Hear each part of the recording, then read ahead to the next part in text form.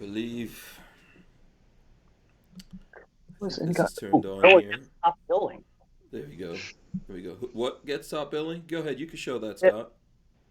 No, this is my nothing. gorilla. That's Right. Freddy the Finger. Oh, all right. There's Richard Getting ready to do Hughes. jazz hands. Oh, okay. Getting ready to do jazz hands. All right, cool. So let me do this while you guys are getting your jazz hands fingers set up. I want to remind everyone to go to hankstrange.com, sign up for our email list. Very important thing to do over there. Look around. Lola is always posting deals, so you'll see a deals page up there. You'll see a merchandise page, which takes you to Ballistic Ink. You can get cool shirts we have, as well as patches, all on there. If you get any of the patches, both one of the patches, we're sending out some gunvote stickers to folks out there. We still got gunvote stickers left. We still got patches left, so please go over there. That's a good way to support us. As everyone is coming in here, I'm going to ask everyone to smash the thumbs ups, ring the bell, and all of that. We are seriously ghosted around here these days. So, I mean, what else are you going to do about that, right? You just got to deal with it. But if you guys can share this with people, smash the thumbs ups and all that, we'll get it going. Let me press the button and get the show on the road. Big shout out to Barnauls, a new sponsor on the podcast, guys. Barnauls, performance steel case ammunition. So they're going to be here. Let me get the open popping. Welcome back to the Hank Strange Situation. Boom! Lifestyles Make sure you of the subscribe, locked and smash loaded. the thumbs ups, ring the bell so you can be notified every time we go live. And we are live, so I hope you got your big girl panties on. You can have the gorilla fur ones on because we got gorillas and guns joining us tonight. So, or the banana skins, I don't know, whatever you guys are into. Be edible but banana flavor. Yeah, banana flavor's cool. Yeah, banana flavor's Great. cool. Like banana cream pie flavor. Yeah. Yeah, can't knock it. So, yes. So let me get into this. This is podcast 665 of the Who Moved My Freedom podcast. Tomorrow is 6/6, double hockey sticks. Tomorrow, so we'll be in costume. Whoever's coming on will be in costume. But today it's Gorillas and Guns joining us. Let's see those jazz hands. Come on, did we do jazz hands? No jazz hands got done. There you go, jazz hands. We've got Gorillas and Guns joining us. There he goes with his gorilla. What's up, man? Hey, not much. How you doing, Hank? Good. Thanks for coming on tonight. Yeah, thanks for having me. Oh, awesome. Thank you. And then doing double duty, and probably a double duty. Who knows what he's, both, Hey. however you want to put it. It's FlyingRich, Richard Hughes. What's up, Rich? Wait, when are you going to come to Florida, Scott? I mean, Scott only comes to Florida in a private jet. You know that, right? Right. Yep. I wasn't. It's the only time I fly is in my private jet. Is this a real thing? I wasn't aware of that. Sorry. And You got that private jet? No, I don't have a private jet, but that's how I got to Florida the last time I went. We went on a cruise. We went out of Port Canaveral, and we flew down in a private jet. It was nice. Oh, nice, sweet. Things. Hour and a half it took for the flight, and that was it. Oh, sweet. So how was this some kind of hookup that you got? It was just the cruise company did it? How'd that work? No. It was just a deal. That's it. Oh, you don't want to tell us now. Don't want us horning in on your private jet situation. That's right. All right, I understand. Yeah, Kevin got to, kick the tires on the private jet, but me, nah, Oh, wait, I was in the neighborhood. Which Kevin got to do this? Which Kevin? Opted out of gun control. Yeah. He met me at the hotel we were staying at the day before we went down to the boat. Oh, that's the Thick Boys crew. That's the Thick Boys crew. Rich, you can't hang with those dudes. Yeah, you're too skinny, man. My wife doesn't say that. Yeah, you're a lightweight. You can't hang out with those guys, man. Those guys are built like tanks. You gotta eat more bananas. More bananas, yeah. Yeah, absolutely. All right, so listen, shout out to everyone. You know what's funny? I don't see the chat. Do you guys see the chat? Yeah, I got it. Where's my chat window? Huh. I actually don't see it. Let's see if I can get it. Oh, there it goes. Okay, for some reason it wasn't popped up. Thanked me after the show and said, "Hey, thanks for hooking me up. You must have put in a kind word with Lola." Who And was that? Joe, Shooting Gallery New England. Oh, okay. And he thought I hooked him up the other night. I said, "Look, I want a do-over because I didn't feel really good about the show, so that's why I'm here tonight." Right, sure. Okay, first of all, Shooting Gallery New England was on before. So yeah, yeah, he was on, and I think he did okay considering he was pretty jumped up about being on. Yeah, he was bouncing around a little bit. He was a little happy to be on, which is not a bad thing. But I think he did good the other day with you. It was Hank, fun. It was funny. Good show, huh? There's no Walter this week, no Babyface this week. I want proof of life. I need to get like a text or a picture, like today's newspaper. If you want proof of life, I don't know what to tell you. Just believe what you need to believe. I can't give you proof of life. Walter will be here tomorrow. He'll be here tomorrow. He might be in disguise. He might be in disguise. Around. He might have an extra set of boobage or something like that. You never know. You never know. Sometimes people go away and they're getting stuff done. Is he still transitioning? Yeah, a little bit, little something. Ghost, shout out to Ghost Tactical. He says, "What's up, Strangerholics?" What was that, Rich? I thought we were doing a GoFundMe for Patrick. Oh, Patrick. Yeah, I think I don't know if Patrick still wants the boobs or not. We'll have to see whether or not he still wants those boobs. Kathleen Music Lover says, "How can you tell you messed up on Hank Strange?" When I make you. I mean, it's a pretty low bar, I'm sure. Yeah, so I don't know. Good question. How do you tell you messed up? I don't know. Oh, there goes Pebbles right there. Boom. Yeah, Kathleen saying Pebbles being a big baby. There you go. All right. Got Pebbles in the house. Ooh, Screaming Saloon. Hey, buddy. Okay. Shout out to Screaming Skull Saloon out there. If anyone needs a shout out, let us know on this Thursday. Man, this week is taking too long. I'm going to shout out people that I think are mine, not Hank's. So that's Shooting Gallery New England, Ghost Tactical, Gorillas and Guns, Kathleen Music Lover, Chris Bullis. Sure. Because you own people now. I always believed that you believed in slavery, Rich. You be that one dude. All right. You own people now. I love it. I'm on the show and I still get a shout out. Look at that. Yeah. You got to just shout your own self out. See, Richard Hughes can't handle. This is what Lola was like. You know what? I don't know. So first of all, John Crump was supposed to be on, and unfortunately, it looks like his niece took a turn for the worse, which is terrible. Yeah. So he's not here, but. Our prayers go out with him. That's like one of the toughest deals. To deal with all that stuff. And so we asked, obviously we had Gorillas and Guns already coming on. And, we asked Richard Hughes to come in. Ghost Tactical says, "Who's this rich guy?"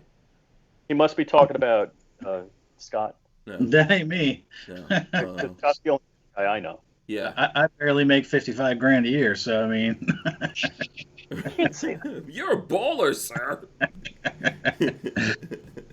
Yeah, that's baller status. Where I don't know from my point of view. So he's got some sort of slush fund going because I know Scott's got an indoor pool also, and you're definitely baller status if you got an indoor pool. Ask me what color the water is. Why are you counting his ducats, Rich? Seriously, for a guy named FlyingRich. You're all up in his. Are you the IRS or something? Yeah. So you got to push back against Rich. He's a double agent, is what it is. Yeah, this is the only way to deal with him. If you let him just get away with that, he'll just run right over you. But you got to ask me what color the water is in my pool. No, he told me once. Yeah, I'm guessing you get. Oh, green. Okay, I thought. Actually, right now yellow. I think it's black. Oh, really? Little white spots everywhere. Something might be growing in there, and it might come up and strangle you in the middle of the night. Oh boy. I'm afraid to go in the building. RTS guy says, I'm shouting out Silverback, Gorillas and Guns. Okay. RTS guy, you're number one. Just read between the lines. Yeah. Christian Gress says, Gorillas and Guns and Flying Rich in the house. Oh, boy. Kathleen Music Lover says, we love Flying Rich. There you go. There you go. Judd M says, I think he's doing the prayer. I'm going to assume that's the prayer. And Imposter says, when Lola gets involved, you know you've messed up. That's true. Probably. Too brown. Yeah. And then Rodney Brady is, I don't know, is this true, Rodney? Rodney Brady says, did you see the weird ultra-conservative guy who interviewed Grandmaster Jay got caught watching gay porn on OnlyFans? I don't know if that's a joke from Rodney Brady or not, but I could just tell you this. I would not be surprised. I wouldn't be surprised. I got to say to Steve Dave, it might be. He asked if my pool was what started COVID. I mean, it just might be. Yeah. It's a cesspool. Yeah. It's not for entertainment or recreational purposes. So. It's currently under scientific study. Right. And Rodney Brady says 65K is great in Florida. You're not in Florida, though, right? No. What state are you in? You North Carolina? Who, me? I'm in Virginia. Virginia. Oh, you poor guy. Depends on where in Virginia. Yeah, you're becoming Californianized. Yeah, you can live less the further out from D.C. you get. Yeah. Yeah, I live right near Richmond, so it's Mm-hmm. You're too close to D.C. You can smell the swamp from there. Yeah. What do you think about West Virginia? Lots of people going over to West Virginia. I've been looking at property out there. I'll tell you what, it is so beautiful out there. But my wife, she's a nail tech, and in order for her to switch her license over to another state, she's got to take more tests and all this other stuff. So she's just not ready for that right now. Mm-hmm. But I'm working on her little bits and pieces. So I'm hoping we can find a nice mountain property out there in West Virginia, close to the Tennessee border. Where I can get a couple 100 acres and I can stretch out. Mm-hmm. Is West Virginia still affordable? I don't know if everyone piling in there is pushing up prices or not. Yeah, I mean, it just depends what you're looking for, really, and where you go in West Virginia, too. So, most people, when they move out there, a lot of them are moving into, like, the city areas that are already kind of saturated. So, I'm looking to be away from all that. I don't want neighbors. No neighbors. Yeah. You might need somebody. Good and bad things. Huh? You might need somebody to drink with, so neighbors are always good for that. Mm-hmm. Yeah, you could always drink with your dog or something. Yeah, I got 4, so I mean, I'm good. Oh, good to go. Yeah. Let's see here. So I think everyone's throwing up where they're from right now. Mm-hmm. I don't know if anyone needs any shout outs, but like I said, everyone coming in, smash the thumbs ups. Let's get those thumbs ups popping in here. Kathleen Music Lover says Washington State turning into California light. Seriously thinking about moving. There's a whole bunch of states going in that direction. So Texas is going in that direction. Texas, yeah. Yeah. Texas is purple. Yeah. Well, and then you have a lot of people fleeing California and going to Texas, right? Especially Joe Rogan has probably increased the population single-handedly in Austin. But when I looked up around, because there was a video on YouTube, because I guess I look at Joe Rogan videos. So there was this video that popped up on YouTube about Joe Rogan's Mega Millions mansion. And so I was like, let me see if these houses are actually millions of dollars in Texas. Oh, yeah. In Austin? For reals. Yeah, millions, multi-millions. I was like, wow, is this Hollywood or is it Texas? But So are you saying you want to be a YouTube gun guy with a mansion in Texas? Is that what you're saying? no, Oh, I'm okay. not saying that. I was just looking at the video. I don't care about houses. Houses mean nothing to me. You know, especially big mansions and all that kind of stuff. No, I'll spend all my money, guns, cars, you know, a couple of watches and stuff like that. But mansions don't mean anything. Clothing doesn't mean anything. You know, food. I'll spend money on food too. So, Good food's always worth it. like I've said this a couple of times, your taste and my taste are pretty much the same. Hmm. I, I don't know if it should I be insulted by that. I like the car. I like the way you live. Oh, I mean, I okay. would be into doing the same thing if I wasn't married. Yeah, I could get away with that. yeah, But somebody likes a nice house. yeah. I'm pretty sure I see you showing off all the time by the pool. You like it too. Yeah, because I don't have a nice car. That's why. Oh. I mean, if I would nice car, damn, done. I hate a pool. I know that probably sounds bad to some people, but I hate pools. Houses should not have pools. Why is that? First of Because all, they green. huh? Yeah, they drain. You got to fill them up. There's always a crack. You got to clean those things. There's always some creature swimming in the pool. You know. Yeah, there used to be a gorilla swimming in my pool, but yeah, Well, ever since that water turned. yeah. Pools are such a pain, man. I don't. You know what? Like, if you're gonna live in a community where they have a community pool, then okay, I could live with that if I had to, and I've done it before. But you know. I have never, when I've rented consulting, I have never gone to the community pool. Hmm. First off, now that I know what people do in pools, it only took me 50 years to realize that. I don't want to go in public pools. There's so much chlorine in there, man. It don't matter. It don't matter. I got the pool pump on. I haven't turned it off. Yeah, there's so much chlorine in there. Let me get some comments in here real quick. Christian Gress says Hank's pretty much the same mindset as me. Guns, cars, watches. Could care less about the mansions and such. Yeah, I could live in just a big building. Have you guys seen Barn Dominiums? Have you seen that yet on YouTube? No. Those are some good videos. Yeah, look up Barn Dominiums on YouTube's. I would totally live I would totally live in a hangar, like at an airport with an airplane. Yeah, that would be cool. Oh my gosh. Yeah, See, and I can't even fly, but whatever. Do you remember the show? What was it? It was Dan Tano. Was the name of the show Vegas? What was the show? That's old school. That's from the 70s. So he lived in a warehouse off the Vegas Strip and pulled his classic T-Bird into the middle of his warehouse. That was his home. Mm-hmm. Yeah. I actually have a friend that lives in an airport community. So here in Florida and look, I guess a lot of places, there's actual snowbirds. They fly into these airport communities, and they've got little apartments inside of the hangars or next door to it, and then they fly back to Michigan when it gets hot here.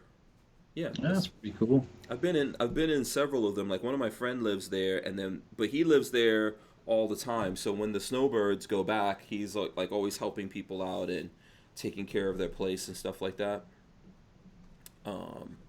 So yeah, I kind of I think that's cool. Yeah, I was actually looking at a property in West Virginia that was an old bank, like way back when. So I was like, and it was on 190 acres. I was like, man, how what's a bank doing on 190 acres? I don't know. That's where they grow them up. Yeah, exactly. Right. In the backyard. Money does grow on trees, actually. I mean, without a doubt, right? I don't know if is it really trees? Where does cotton is that a tree? That's it's a more plant. like a shrub. Yeah, more like a I'm plant. comfortable talking about cotton with people that aren't white. Man, and right now, you need a shock collar, Richard Hughes. That's what we need for you. We need a shock collar, and we wire it so everyone can shock the living daylights out of you. So I've always said politicians ought to wear lie-detecting shock collars. So when they're talking, we just know. Mm-hmm. Who? Politicians. Politicians. Okay. Lie-detecting shock collars. I'm going to patent that. Oh, okay. Night Train wants to know, does Hank know how to swim? Yes. Absolutely. Been swimming since I was a little kid. That's funny. I had a friend from Long Island, didn't know how to swim. I had two friends I could think of, actually, didn't know how to swim. Really? On the island? I don't remember learning how to Island. swim. Yeah. How's that possible? Well, because I was doing it since before I remembered. Yeah, I'm saying, how's it possible they don't know how to... That's weird. Their parents never mad, just throw them in the ocean like mine were. I don't know. I mean, and I was born in the Caribbean, but that's not actually where I started swimming. I started swimming in England. So, I remember that. Huh? Down the Thames? No, they used to take us to these things called swimming pools invented by the Egyptians. The British stole that from the Egyptians. And we used to go to swimming pools and stuff like that. I remember taking school trips out there and doing that. So, let's see. John Voorhees, shout out to him. He says, the only pool I want to be around is one with single moms. Okay. That kid's horny, man. He's just, he's on it. We're going to have to get him some. I was just driving by the beach and, just lots of nice scenery. Yeah. Kathleen Music Lover says barndominiums are cool. Steve Dave says 40-40 pole barn with a basement bunker. That's what I want. Okay. And Kathleen says they build gun ranges and storage containers. That would be cool. Yep. It's only like 20 feet or 40 feet, right? How big is a storage container? It depends. Mm-hmm. Yeah, there's lots of different sizes of them. I'm not sure what the biggest one is, but I know there's like little half ones. There's I wonder what is the longest one that you could get. Judd M says I'm 34 and can't swim. Oh. All right, so here's a 40 foot. I think 40 foot is the biggest you can get. 40? Huh. 40. Okay. Brick says I learned to swim by being thrown into a pool. So when I lived in Virginia Beach, there's a lot of military down there, a lot of Navy, and I actually had a few friends that were in the Navy that couldn't swim. Yeah, it happens. It happens. I see. Who is it? I see Christian Gress saying that. What's up? So my Google search was large cargo container size. It says people also ask, what is the size of a 40-foot container? How big is a container? How big is a 20-foot container? Oh, frick me. Elon, get me away. Take me away. Why are you trying to get Elon Musk to save you? How's that? What's that have to do with He's anything? going to Mars. Oh, to Mars? There's no intelligent life down here. If they put you on that spaceship going to Mars, I predict that ship is never making it there. Are you gonna? Is that a crash joke? Is that a crash? As long as he ain't piloting it, it'll be all right. I predict he's not making it there, whether he pilots it or not.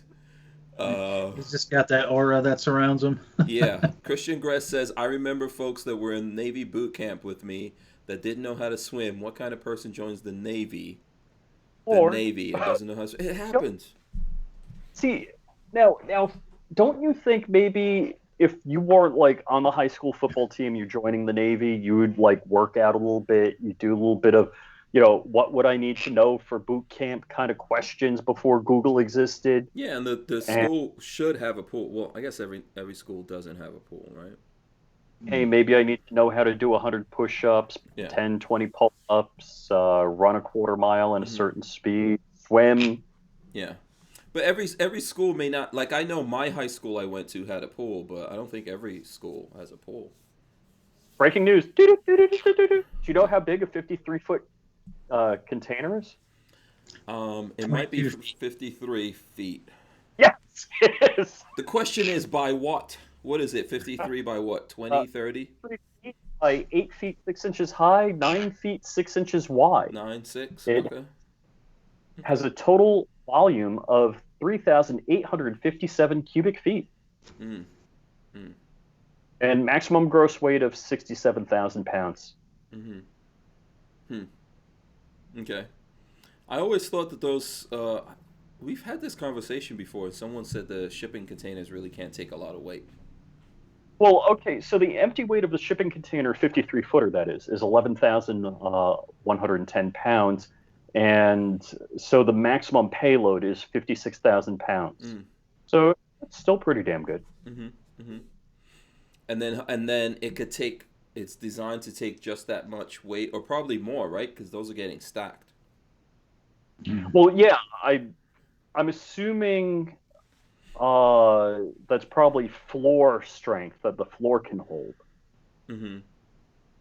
But yeah, because the verticals and the way they're constructed, yeah, the stacking areas, they got to transfer a stink load of weight. I mean, they stack them 10 or 20 high, I guess. Yeah, well, that's the thing. But people always say, "Oh, those things are not strong." They have to be strong. Yeah, they have to be crazy strong. Yeah, because you know how there's people who get those and bury them, Mm-hmm. and then someone was saying, "Well, you can't really bury them because they can't take the weight," which is like doesn't make Well, really make all right, sense. weight is transferred at certain spots. The weight isn't over the whole thing, so there's beams in it where it would transfer the weight down. Mm-hmm. Yeah. And I'm sure the people doing this are probably reinforcing them in specific spots. You know, I'm sure they know what they're doing before they get into it. Yeah. Steve Dave says, "Yeah, the floors are just cheap wood laid down." So Yeah, it's steel. It's not that thick. yeah. And Night Train says, "When I think of colonizing Mars, I'm reminded of that Arnold Schwarzenegger movie Total Recall." The Gives wets first to one walls. or Yeah. the remake, that's so bad. What's that? The first Total Recall, well, the Arnold Total Recall or the remake, that was horrific. I like the Arnold one, Sharon Stone, a The young Sharon one. Stone.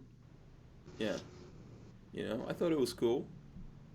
There was the three booby chick. I mean, I think that's the first time I ever saw a three booby chick. I think there was one in the remake also. I mean, I guess that's just do. I know I see that all the time on Rick and Morty, but never saw it before that.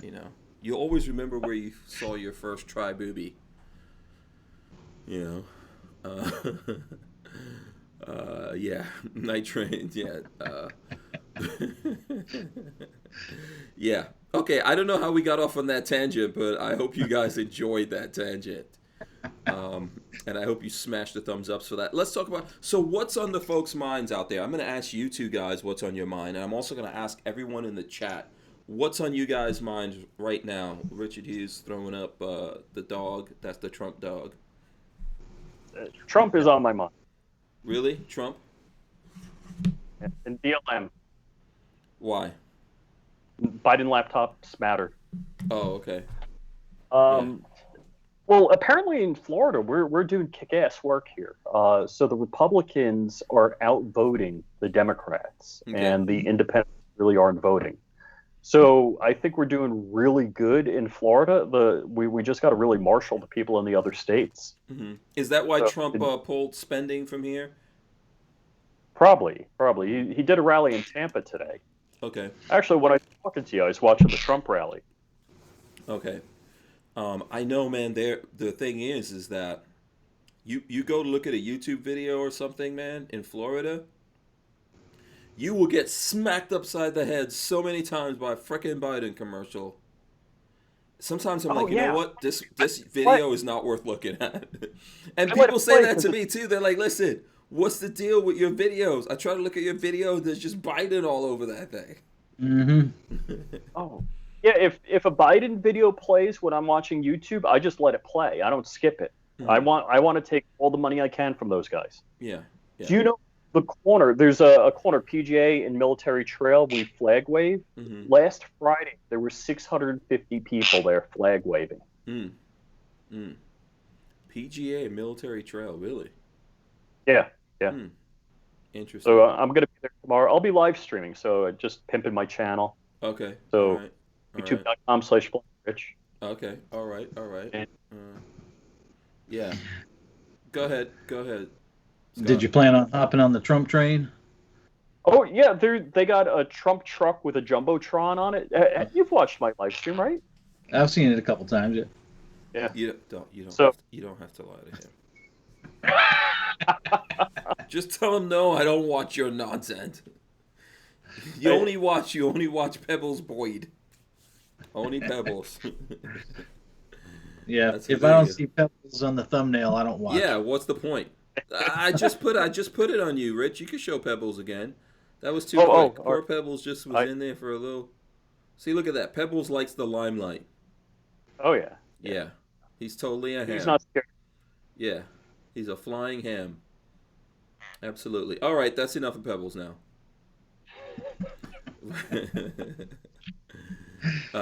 Wait, we got the first Oreo. You got to go in the middle, Hank. Oh, you want? Wait, hold on a second. You want the really? Nah. First Oreo. You want the reverse Oreo? Okay, hold on. Let's see. Let me arrange it over here. Do you want to be on the left or the right? Let's put Richard Hughes on the left. We'll put Richard Hughes on the left. Yeah, that's what you get. You want the reverse Oreo? You're getting it. Boom. Gorillas and Guns is on the right. All right. Win. Rich is actually mad about that. He's allergic to being on the left. This could be a reason that his wife would divorce him.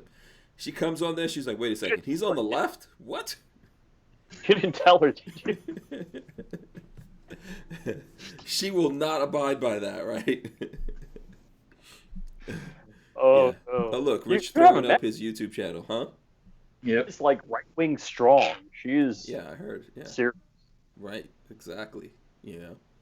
But, you're on the left, Rich. I don't know, man. We got to doubt you right now. I feel like life dripping out of my soul right I'm telling you. You're over there. You're over there. I have a feeling right now like you believe in the Green Party. now. Yeah, I'm kind of. You want higher AOC taxes. You want that. AOC You want 65% taxes. Yeah.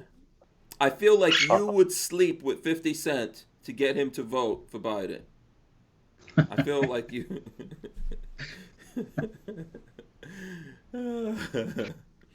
DCG44 says Oreo now has rainbow Oreos? No way.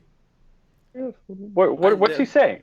I never heard of rainbow let me hold on a second. I'm going to have to Google this for a second. He's not inferring. He says, well, let's see if there's rainbow Oreos. I will be shocked. Oh, and you know what's crazy? It's actually coming up in the search. It is. Rainbow Oreos? What? Huh. No. Holy crap. How is Dude, this a if thing? they Tastes like. stacked like that, I'm in. Oreo created limited edition rainbow cookies to celebrate Uh-oh. What are they celebrating? LGBTQ plus history month. Dude, is there like a straight Oreo for me to celebrate? Not that I'm against it. It looks cool to me. I'm ready. I don't know if I should be. Well, I'm not sure if you're into the straight Oreo since you wanted to have a reverse Oreo with Hank in the middle. Yeah, exactly. and he accepted being on the right. Being on the left, excuse me. Yeah. He accepted being... Okay, so there are rainbow Oreos. Okay. That's not pandering. That's not pandering at all. And then they're giving away... Here's another page saying they're giving away 10,000 packs of rainbow cookies. Do I just have to petition? Do I get free cookies then? I don't know. I think we missed this. This was in the beginning of October. Okay. Yeah, listen. You know what? At this point, what are you going to do? Right? I mean, I hope the flavors were delicious. I mean, what else? Seriously, what are we going to do about it, right? Right. Kathleen says a straight Oreo is a saltine cracker. Did she call me a cracker? I'm not sure. That's a good one. Yeah, wow, that's crazy. In all seriousness, I've offered to like the Pink Pistols group on Facebook to take people out shooting. So, in all seriousness, Pink Pistols are cool. I've communicated with folks on the Pink Pistols and stuff like that before. Yeah. Look, after what happened in Orlando at the nightclub, people concerned about that. I am happy to take people out and train them. And if anybody's listening, I'm not a certified trainer, but if you want like a range day, I'm happy to take you out. So just go to rich.com, send me a message. Happy to take you out. Yeah, the only certification Richard Hughes has is in crazy. It isn't crazy, yes. Yeah. No, but I'll sit you down, do some safety with you, take you to the range. It's all on me. Man, that's nice of you. Yeah. Yeah. So Palm Beach area. So in case people curious. That's mighty white of you, Rich. Mighty white of you. Oh, take that. You started this. You started this. Yeah. I'm not capable of letting how you own people and stuff, Yeah, exactly. Yeah, you don't want to talk to certain people about cotton. I get it. I see. See, now we really know he is on the left. Yeah, exactly. Exactly. Ow, yeah, he's one of those guys that thinks voting for Kanye is not funny. I would say that. So, and by the way, posting about. Huh? At least I'm not posting about writing in Kanye. Yeah, I think people should write in Kanye. What's wrong with that? Do you oppose the people writing in Kanye? I think you're throwing away a vote. Are you anti-Kanye? Is that what you're saying? You're anti-Kanye? But after Donald Trump Jr. has his 8 years, if Kanye wants to run, I'll vote for him. Oh, Donald Trump Jr. After he's head of the ATF. Right. For the next 4 years, and then becomes president for the next 8. You think that somewhere in the future, Donald Trump Jr. is running for the White House? Oh my gosh! Do we have to get more of these women screaming behind the wheel of their car for that? Is there enough women that would see that though? I don't see him. I'm not saying I never see him doing it, but I don't really. I don't know if he has those kind of inclinations, huh? How great would that be? Can you imagine the liberals going nuts? I don't know if it would be great, seriously. I don't know if it would be great if, then every Trump from now on we got. It's just like the Bushes. I don't want to see all of them in the White House. We're done. We're staying out of the bushes. We're listening to Jesse Jackson. No, I don't like dynasties and all that kind of stuff. And it's not that I dislike Donald Trump Jr.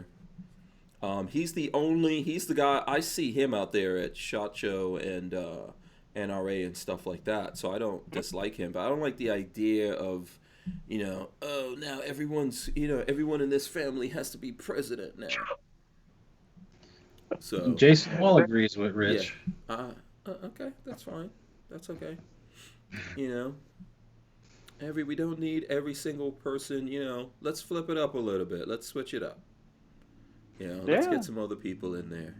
You say we should get Chelsea Clinton and then Donald Trump Jr.? Is that what you say? Chelsea, yeah. Wow, you had to go there. Jason Wall says Ivanka is a liberal. I believe that. Yeah. I go all in on that. Huh? Her and Jared. Yeah.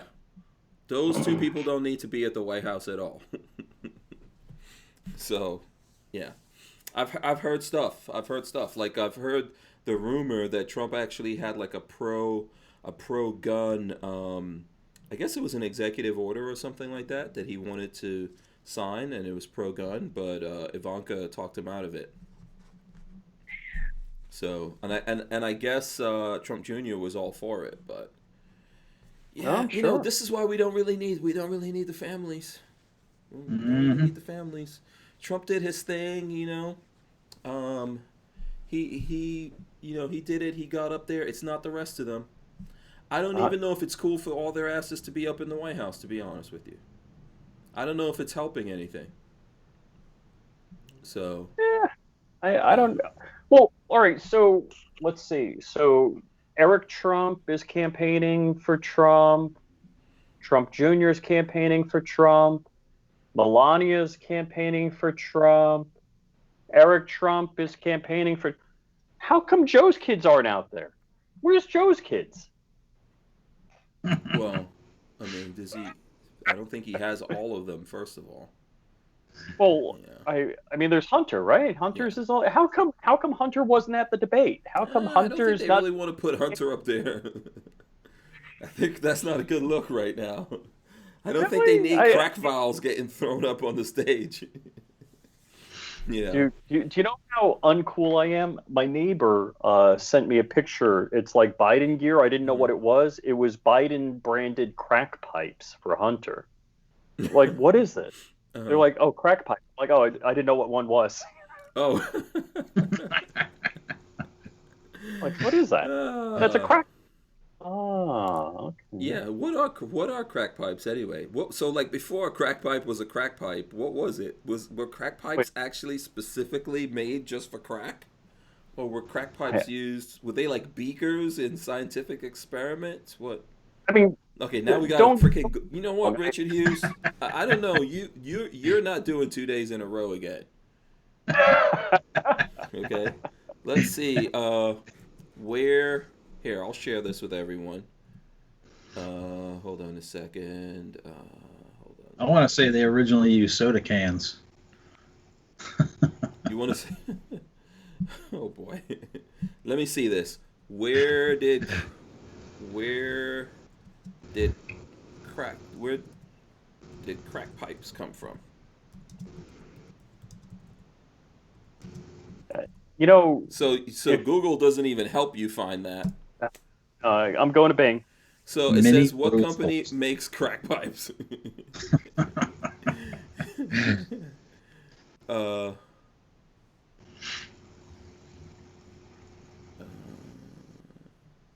okay, I don't know. It's not a question. Does anyone know out there? Yeah. So crack pipe looks like it's glass, I guess. Yeah, it's glass. Yeah. Mm-hmm. Yeah.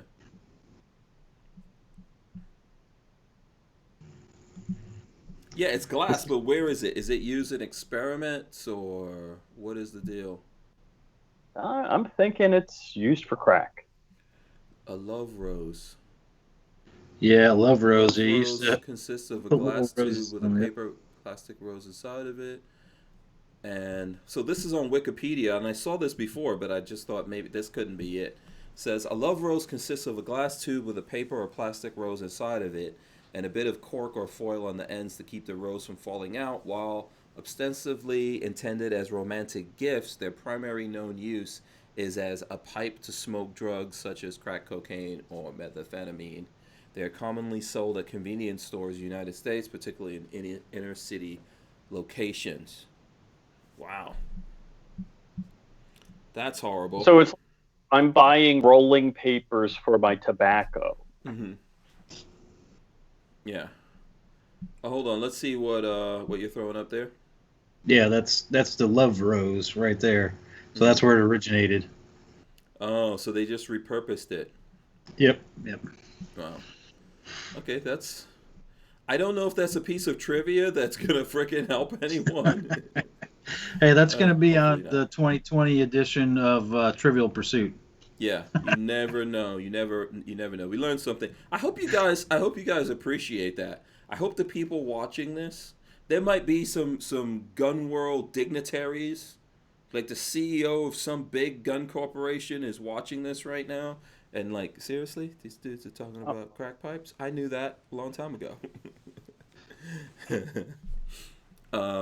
Let's see. Oh, these guys already knew that. Jason Wall says, sadly, I know it's a rose holder. Mini rose at gas stations, the cheapo ones you get at convenience stores. Wow. And Born to be a Shooter says, up by the checkout. Oh. And you know what? I do see that, but I never ever thought about that. Yeah, I think they used to sell them at like pharmacies and stuff too, like CVS and things. Okay. Wait, John Voorhees has a good one. He says $10 says Joe Biden votes for Trump. It's all possible. Who knows? Yeah, who knows? Okay, so that was some crazy stuff. Let's see. Should we go? What gun stuff is going on? What gun stuff is going on in the world that you guys are paying attention to right now? This video of this guy with John Crump this afternoon. Yep. Did a video. Oh yeah, Yep. yeah. About the ATF. Yep. Reclassifying pistols. Yeah, ATF shenanigans again. We could go to that story actually. Let's see, where is that? That's on Ammoland, and I'll Yep. throw it up here for the folks out there. We could talk about that. ATF admits they would be sued for revoking ability to use CHPs for gun sales, and this is from Montgomery, Alabama. Gun Owners of America recently filed a lawsuit against the ATF after the agency blocked Alabama firearms dealers from allowing buyers to use their concealed handgun permits in place of going through the National Instant Criminal Background Check System, NICS. Federal law says that state concealed handgun permits, CHP, that meet or exceed the requirement of Section 922 of Title 18 can be used by dealers instead of requiring background checks. Alabama's concealed firearms permit statutes meets the federal requirements because sheriffs are supposed to run applicants through NICS before issuing a permit.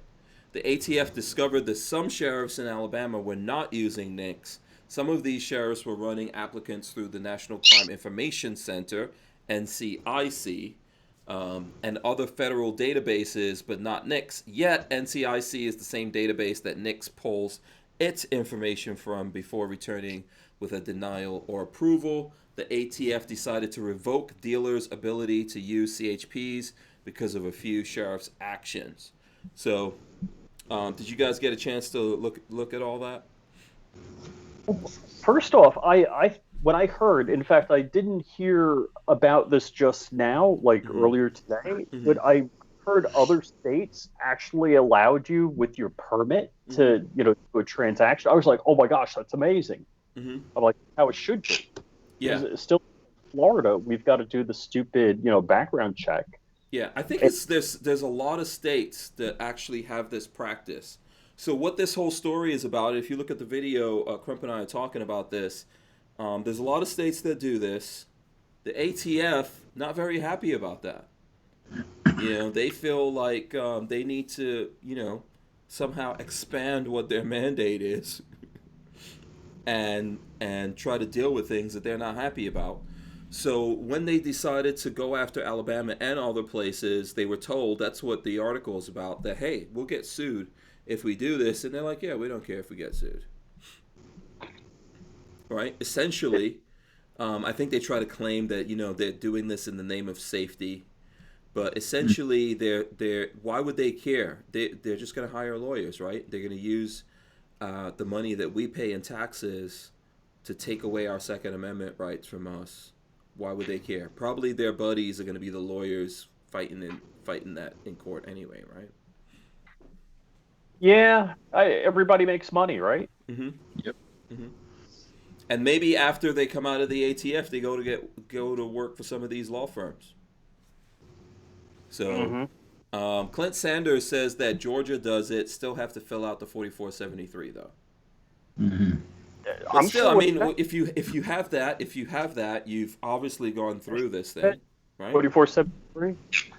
I'll tell you why. I have a U pin because there's lots of bad guys out there with my name, and it always drags on for a long time. And worse yet, when there's a rush on checks, it takes hours to get my background check done.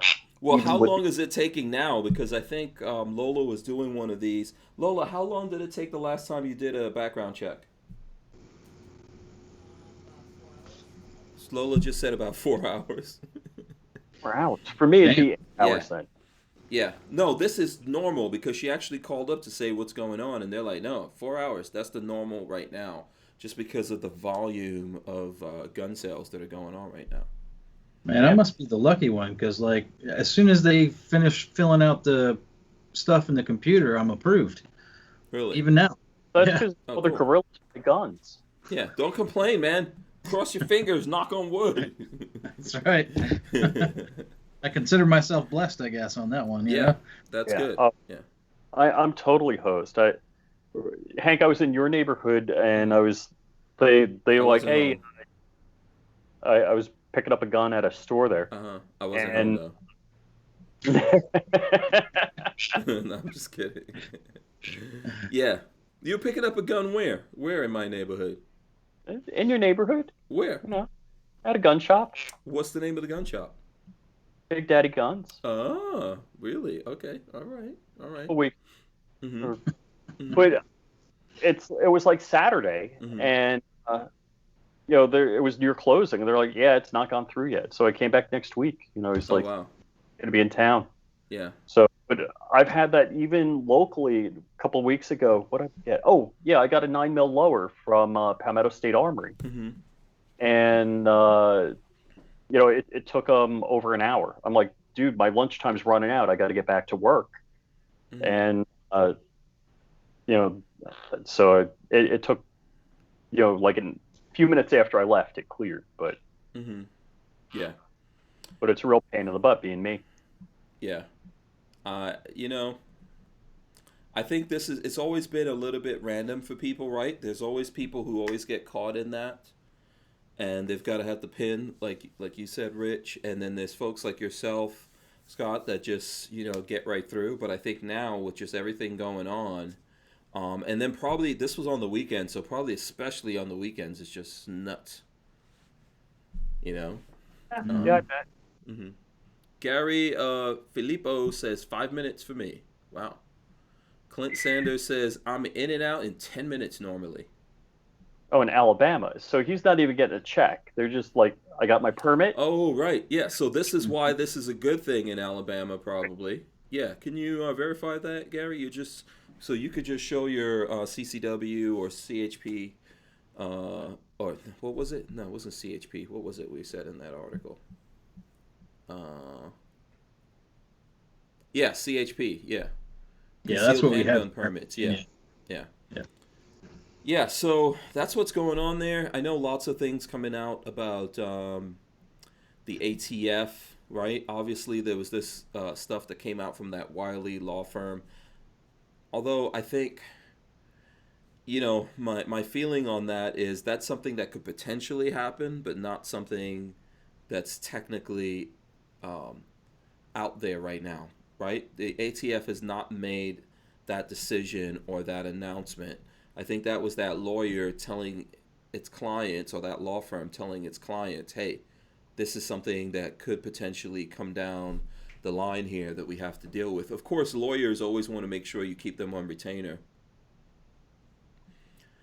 And probably not a bad idea right now, these days. And clearly the ATF is up to shenanigans. They're, they're trying to see what they could get away with and what they could do right now. So,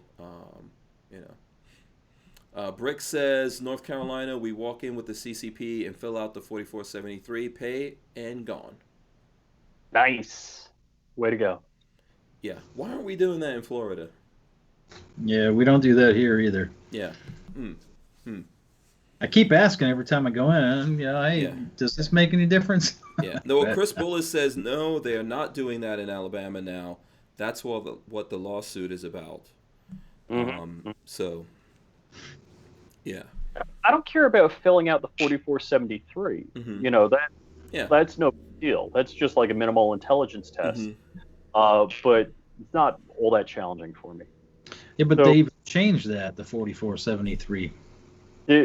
Was it what gender you identify as now? Is that it? Not just that, but your information, like the serial number of the firearm you're purchasing, and all that's on the front page now too. Yeah. Oh, right, right. Yeah, I filled out one of the forms. Yeah. So if the ATF agents want to be sneaky, they can go into the gun stores or whatever, flip through, and all they have to do is take a picture of that front page, and they got all your. Yeah. Yep. Yeah. Yeah, there's definitely shenanigans going on. And I think ultimately that's why for us we're caught up in politics right now.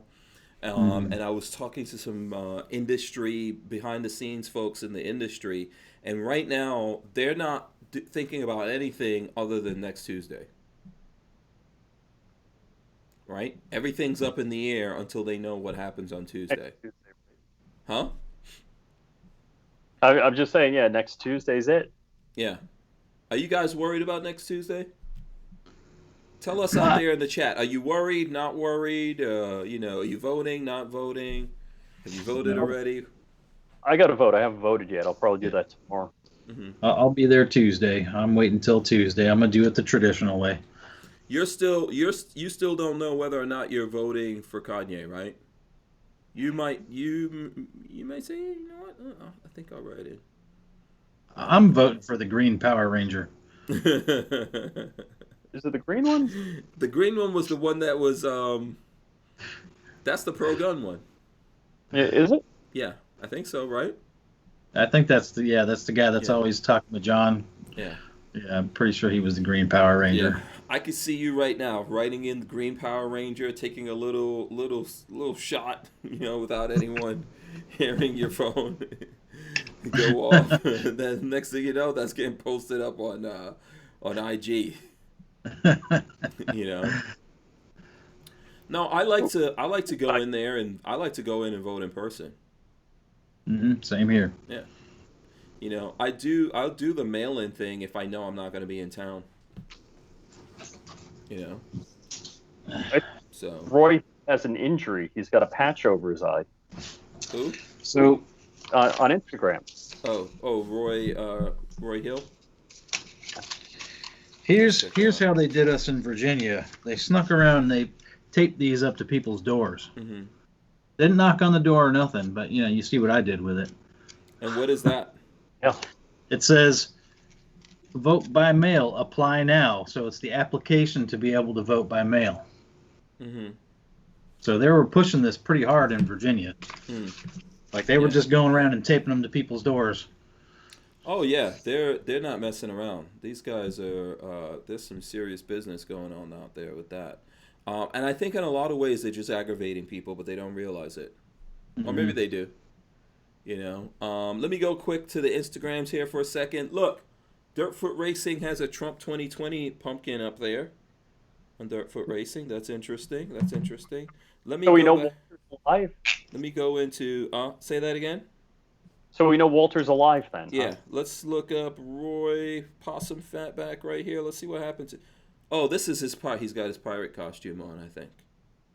I think that's what's going on there. Looks like he trimmed his beard too. Yeah, he cleaned up a little bit for the holidays. I'd say. And Gorillas and Guns, you're on Instagram, right? Actually, I am not. You're not. Oh, You're not on. Oh, so No, I keep I'll getting show you yelled at by guys Flying everybody. Rich official right there. There's Flying Rich wearing his Lot Wow shirt. Now, what was that? Why are you not on Instagram? I just don't have time, man. I'm not technologically available anyway, but I can barely keep up with the social media I'm doing now. So, to add more on top of that, I think I'm going to have to recruit my son to do it. I'll just let him do all that stuff for me, He's got time. Okay. Understood. I understand that. You probably don't I need guess any extra. Somebody said something about Instagram and Facebook link up, and whatever you post on one shows up on the other. Yeah. You could post on Instagram, and it will automatically go to Twitter and Facebook and some other places. I may have to look into that then. Yeah, I think Tumblr. It goes to Tumblr also. If you're looking for all the well, no, let me not say this. I'll get in trouble. But if you're looking for all the booties are on Tumblr now. A lot of the booties have been kicked off of Instagram for some reason. What? Yeah. And a lot of that stuff's over on Tumblr. Tumblr's the honey trap. Huh? Got rid of them like a couple of years ago. Got rid of Tumblr? No. I thought Tumblr. Oh, Tumblr went G-rated a couple of years ago. Is that it? I don't know, but they're not anymore. They're getting worse over there. Yeah. I'm on a lot of different social media. What about Parler? Are you on Parler? Yeah, I'm on Parler. No. FlyingRich on Parler. Yeah. Oh, okay. And what is it? Rumble. FlyingRich on Rumble, which is a video. I'm not on. Oh, okay. Yeah. That's a video thing? Mm-hmm. I'm on library.tv without the I. Have you guys ever heard of that? No. So this is a video platform that's actually on blockchain. Here, let me pull it up and I'll show you all. Here, I'll put it up on the screen. So if you want to find it, you can spell out library and then put in .tv, but you don't really need you take the I out, so that'll take you to it right there. It says, so right there, it's LBRY, content freedom, boom. If you want to find it, that's relatively easy, right? And there is a Hank Strange one. Let me see if I can find the Hank Strange one here. So here's the search. So if you go click on the search, you can search Hank Strange. I think we've got all the channel stuff over there, if I'm not mistaken. Wait, hold on. Okay, hold on. How did this go?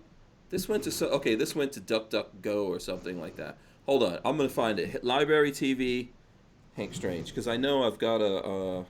It's supposed to be up on there. Let's see. Okay, So, this is. While you're doing that, are you really gonna get a Tesla and pay 10 grand for self-driving? No, hell no. I'm not paying the 10 grand. Well, but I do actually. I have a Tesla. Yeah. $1,200. My wife's car self-drives. Yeah. Okay. I'm still trying to find the Library TV thing. Hold on. Give me a second here. See, this is the one thing. It's difficult to figure out the. I've never shared it with anyone, but I know I'm on this thing. Wow. And definitely you can't Google it, so Google is not helping people to find that at all. Huh. Okay, let's just go to Library TV then. Do I have to go to Bing.com? I'm at the Library TV thing. Oh. Open library. Let's see. Go in there. Open library. Okay, hold on. Maybe this is the place where we find it. Okay, so let's go back here. So if you go there, I'm going to go backwards for a second. So if you search librarytv.com and it goes to this weird page, just click on Open Library. And that takes you to all the people who are in here, like Tim Pool is in here, Timcast or whatever. Then you should be able to look up Hank Strange if the search engine works. And boom! Look at that. All the videos are up there, so there's a whole Hank Strange page, and it's got all the videos. Look, that video that just went up, it automatically puts stuff up there like Gunstreamer used to do until it somehow got broken. But so if you guys are looking for my content, this is just another place that it's on. And so if I could describe this to you guys, this is on blockchain. So Richard Hughes understands this better than I do. But basically, blockchain is the same backbone, right, that they use for Bitcoin and things like that. And what it is kind of like cloud serving. Am I right or wrong about that, Rich? Correct. Yeah. So Decentralized. It's decentralized. One of the things about Full30 or Gunstream or anywhere else like that, you can have a platform, but it has to have somewhere that all those videos go on that works as the server. Well, if that's the biggest ones are Amazon, I think, and Google, etc. And if they all of a sudden don't like the content that you have on your thing, they could pull their services to you, and then you're dead in the water anyway. Blockchain is lots of people out there in the world are serving as little pieces of that cloud server, so no one can really pull it from you. That's my explanation. How would you explain it, Rich? No, that's pretty much it. Okay. It's just decentralized. Nobody owns the whole, and you could take out there's redundancy, so a number of the elements could be taken out, and since there's redundancy, it still exists. Yeah, exactly. So Gunfather Precision says, how do you go about setting that up, getting all my videos in Library TV? You can actually go there, and there's stuff on there that you can request it with them. It's not difficult. Someone told me about it. There's actually a guy that I have to have come on here who knows a lot about this stuff. He's got something called TUSC. I don't know if like a week ago you guys saw me wearing a t-shirt with an elephant and it said TUSC. That's a kind of Bitcoin that he developed to be used in the firearms industry so that we could, be able to do commerce and things like that. And, he's well versed in all this stuff. And he told me, I was telling him, I wish I had a place that I could really rely on and put my stuff on. So that's what Library TV is. And if you go there, you can, let me see, it's probably right there. So, if you want to be able to join, let's see,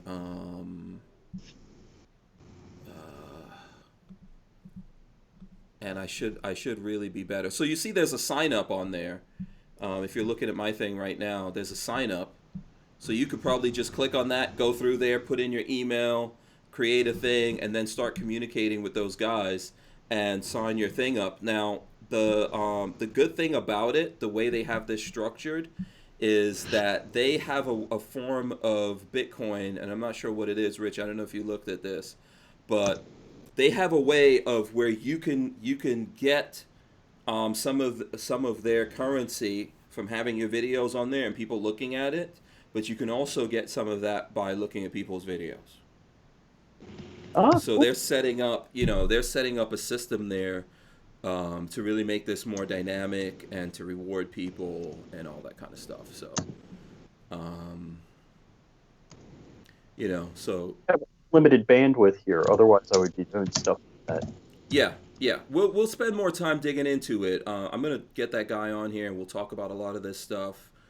I don't know if the folks out there are really interested in it, but I think we need to start thinking about a lot of things like this, and at least experimenting with it, right? Even if we don't jump all the way into the pool of it, just like dipping our toes in there and trying to, figure out what that is. So there's also another new one that I heard of out there called Odyssey. Have you heard of that one?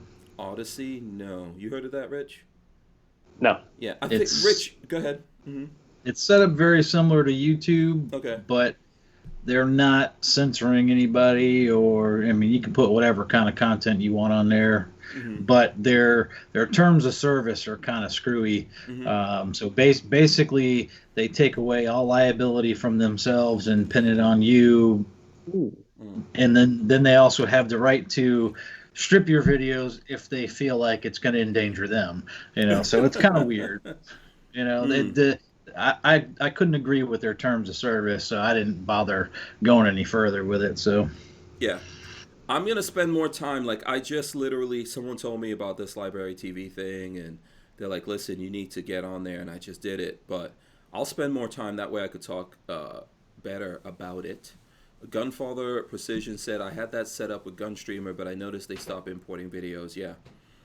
I don't know what's going on with Gunstreamer. I think that I forgot the name of the guy we had on that bought Gunstreamer. I think that Gunstreamer is really backburnered for him right now.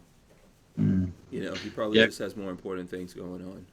That's Gun Critic was the ones who bought Gunstreamer, right? Yeah. Right. Yeah. So since he came on here, I don't know what they've really done with it, and the guys that we knew at Gunstreamer have probably have nothing to do with it right now. So I don't know. To me, it's probably kind of dead in the water. There is Full 30, and I know I've gotten communications from Full 30, just like I'm sure the folks who are on there have, and I think they're out in a second version or something of the platform. They're trying to develop that and do better. A lot of this stuff is difficult without really the industry coming on board and doing something, or even us really having serious conversations about it. To be honest with you, I try to talk to Jared or have him come on the show here, and Jared Markle is the one running Full 30. I don't think he was really interested in that. So, Did you tell him the owner of Barnauls came on your show? No, I didn't tell him that. That's just how all this is, man. People, there's a lot of people in the game. Either they just don't have the time or they don't care about that kind of stuff. And ultimately, I think it would be good to come on and talk to creators like myself and you guys. There's a lot of folks like that in the chat, as well as there are people who, on the other side of that, who consume the content that we create, and it would be a good idea to come on and talk to them and explain to them what's going on with Full 30, what kind of stuff are you adding to it, why should they go over there, So, yeah, that didn't work out. But I'm not giving up on it. If anyone wants to come on here and talk about those kinds of things, I'm always open to it. Mm-hmm. So.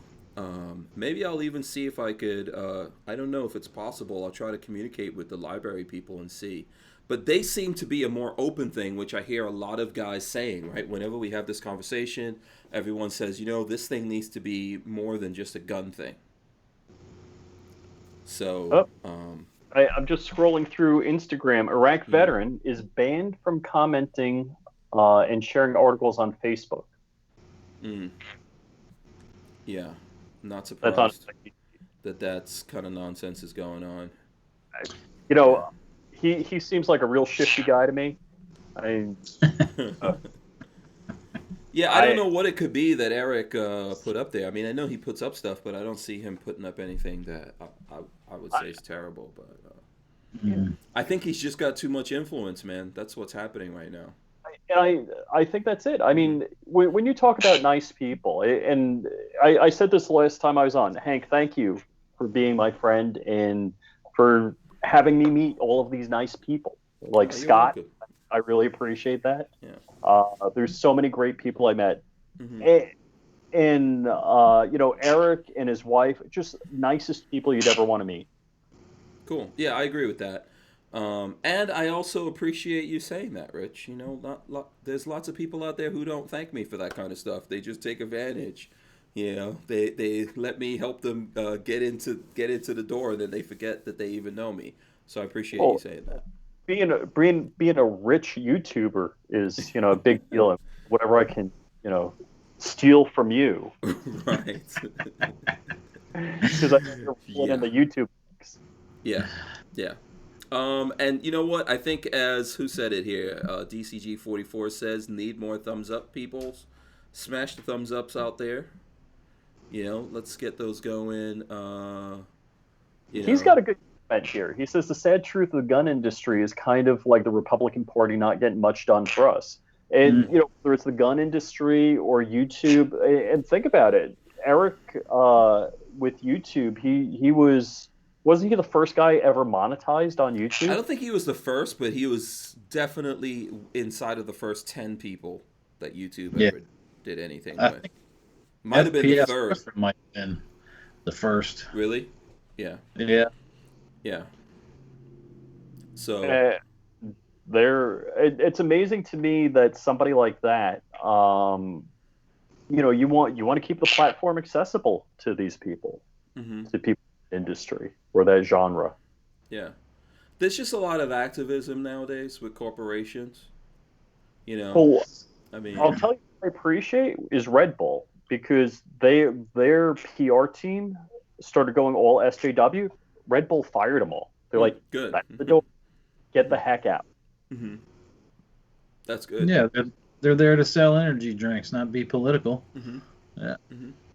Good for them. And I'm guessing, you know, Red Bull's heavy into the air show type stuff with the air races, and they got that Red Bull helicopter performing at air shows. And that's an industry. Aviation has the same political leaning as the firearms industry. Mm-hmm. I think a lot of stuff I see Red Bull promoting would go that route, right? A lot of these extreme sports. You know, this is something that you have to be willing to take a chance. You have to be able to run your own business. You have to be a self-starter. You can't be a little pussy, to be honest with you, right? You've got to actually, you know, get out there and do stuff to do these things. So I would say that a lot of their audience is probably somewhere in our vein, you know? Mm-hmm. And I don't know what's wrong with us, by the way. I don't, like, what's wrong with the gun guys? What's the thing, you know? There's so many flavors of gun guys and all that. I don't know. There's liberal gun guys, conservative, you know. There's all kinds of races, religions, creeds, all that kind of stuff when it comes to gun folks, or people, just human beings out there who believe in the right to defend themselves. Right. Absolutely, and there's more of us. Yeah, so, and I think for a lot of these corporations, when they X out folks like us, like the category that we're in the long run, they're doing themselves a disservice, right? You know? Okay, these guys are stroking their pets now. So, He needed some attention. Yeah. So, Rodney Brady says, I know a lot of brothers who don't rock with IV 8888. Okay. I mean, I get that. I think if you know him, you probably won't feel that way. Yeah, I think he gets a bad rap because he makes money doing what he does, and there's a lot of people, for some reason in our community, that don't believe you should be making money off of YouTube or, videos or promoting certain products or whatever. But I mean, he's running a business and that's how he makes his living. I respect him for that, and he puts out his honest opinion. So I mean, you really can't knock him for it. I'll put it out there. Let's see. My birthday was Sunday. I went to the Cheesecake Factory with my wife, my daughter, and myself. The money I make monthly on YouTube wouldn't have paid for the dinner, and we're talking no alcohol and nothing exotic. Mm-hmm. Yeah. So most of the time, if first off, all the guns I review, I've paid for. Nobody's given me a T&E. Any of the products that I review on YouTube, I've bought myself. Mm-hmm. So nobody's handed me stuff. And I think even that has its own prejudice behind it. I don't know if there's necessarily, like, I'm not going to look. Eric, obviously, IV8888 is successful. They've been doing it for a long time. They do a lot of work. They put a lot of videos out there. They have a lot of knowledge and understanding. They fight for the Second Amendment just as much. There's folks who are bigger than them and don't give a crap about politics or the Second Amendment. Right. So if if they're successful enough to take care of themselves and their families and employ people, I don't really see what's wrong with that.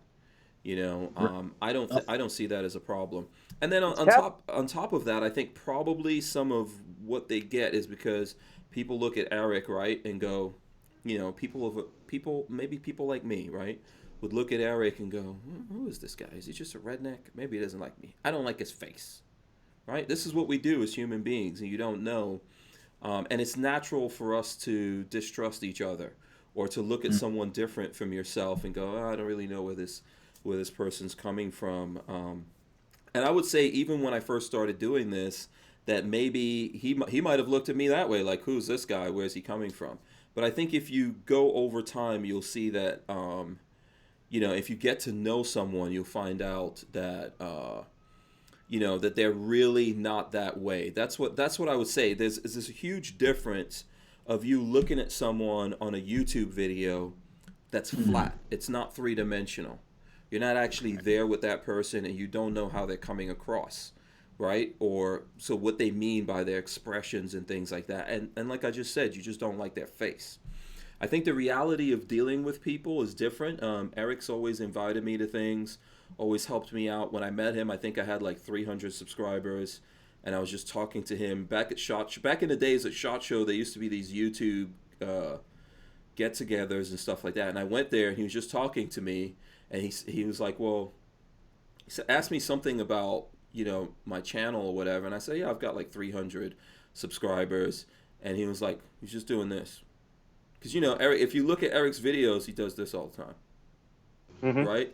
So he was just doing that, and he kept talking, but I saw him doing something on his phone or whatever, and we were all talking, and about, 10 minutes later, he was like, dude, by the way, you don't have 300 subscribers anymore.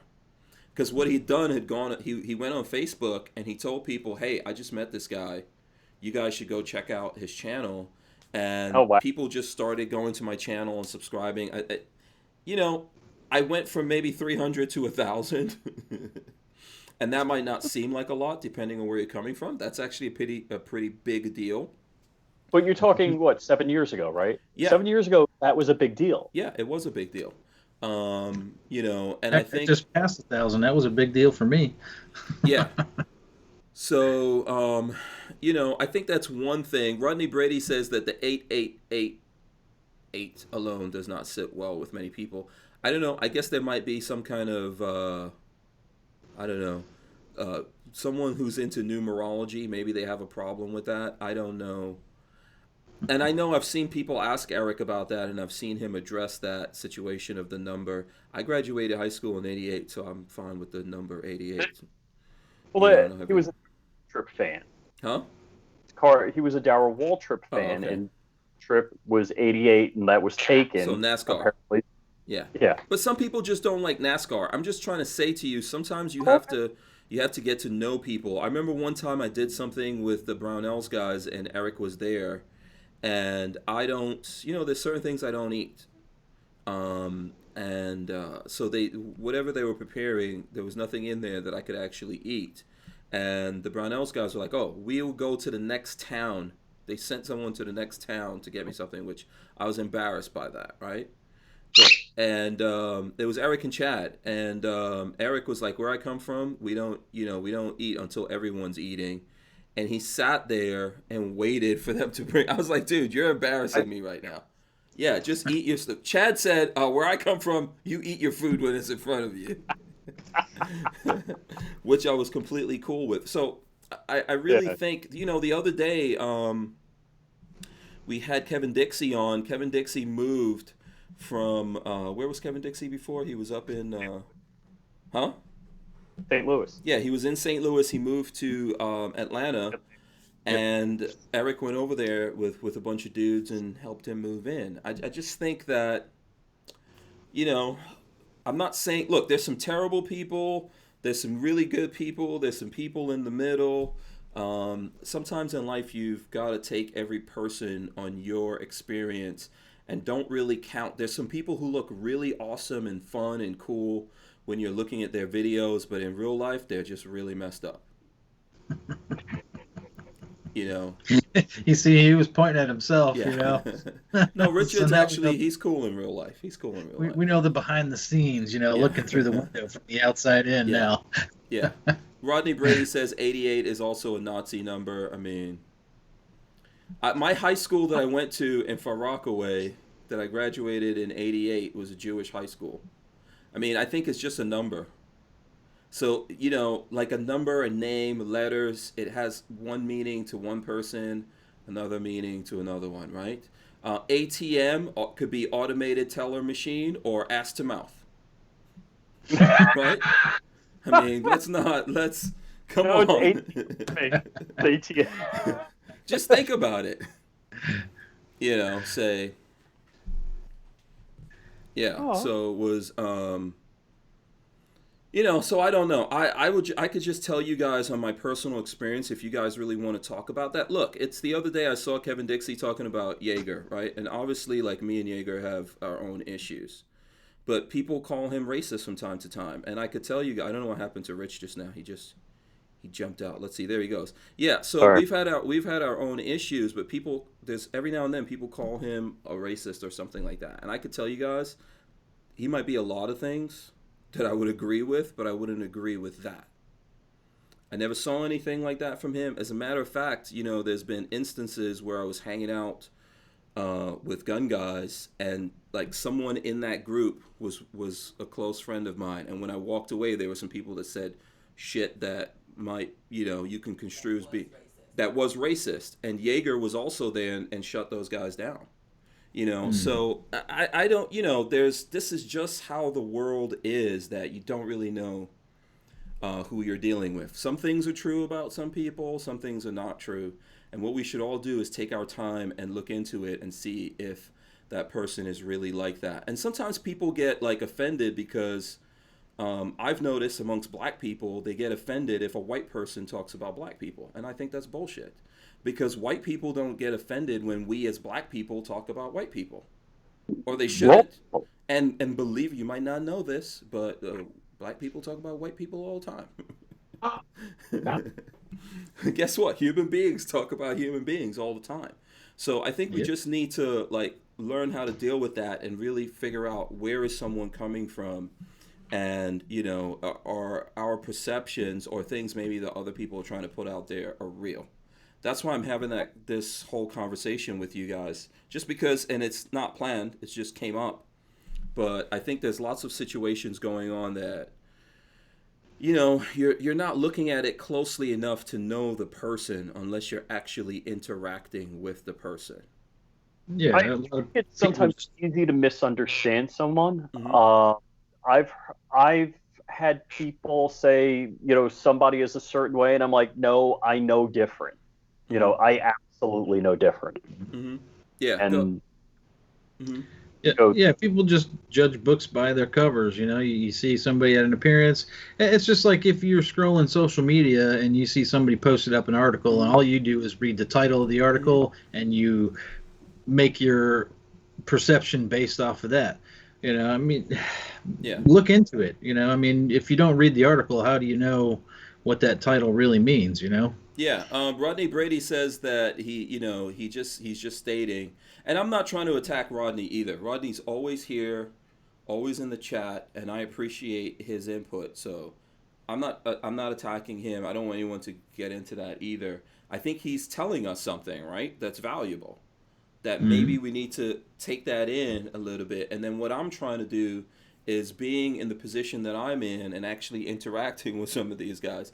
If I felt those guys were really that way, I would not take the time to defend them. I really wouldn't. I don't have to.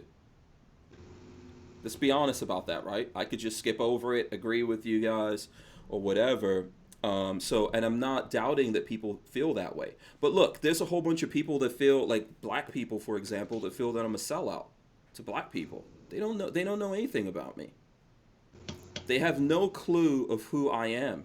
I was born in a third world country, right? I'm descendant of slaves. On my dad's side, African slaves. On my mom's side, Indians that were tricked into indentured servitude. In my life, I've lived in Africa. My wife is African. My kids' names that I gave them mean black. There's nothing to me. I feel like, as a black person, I'm proud to be what I am.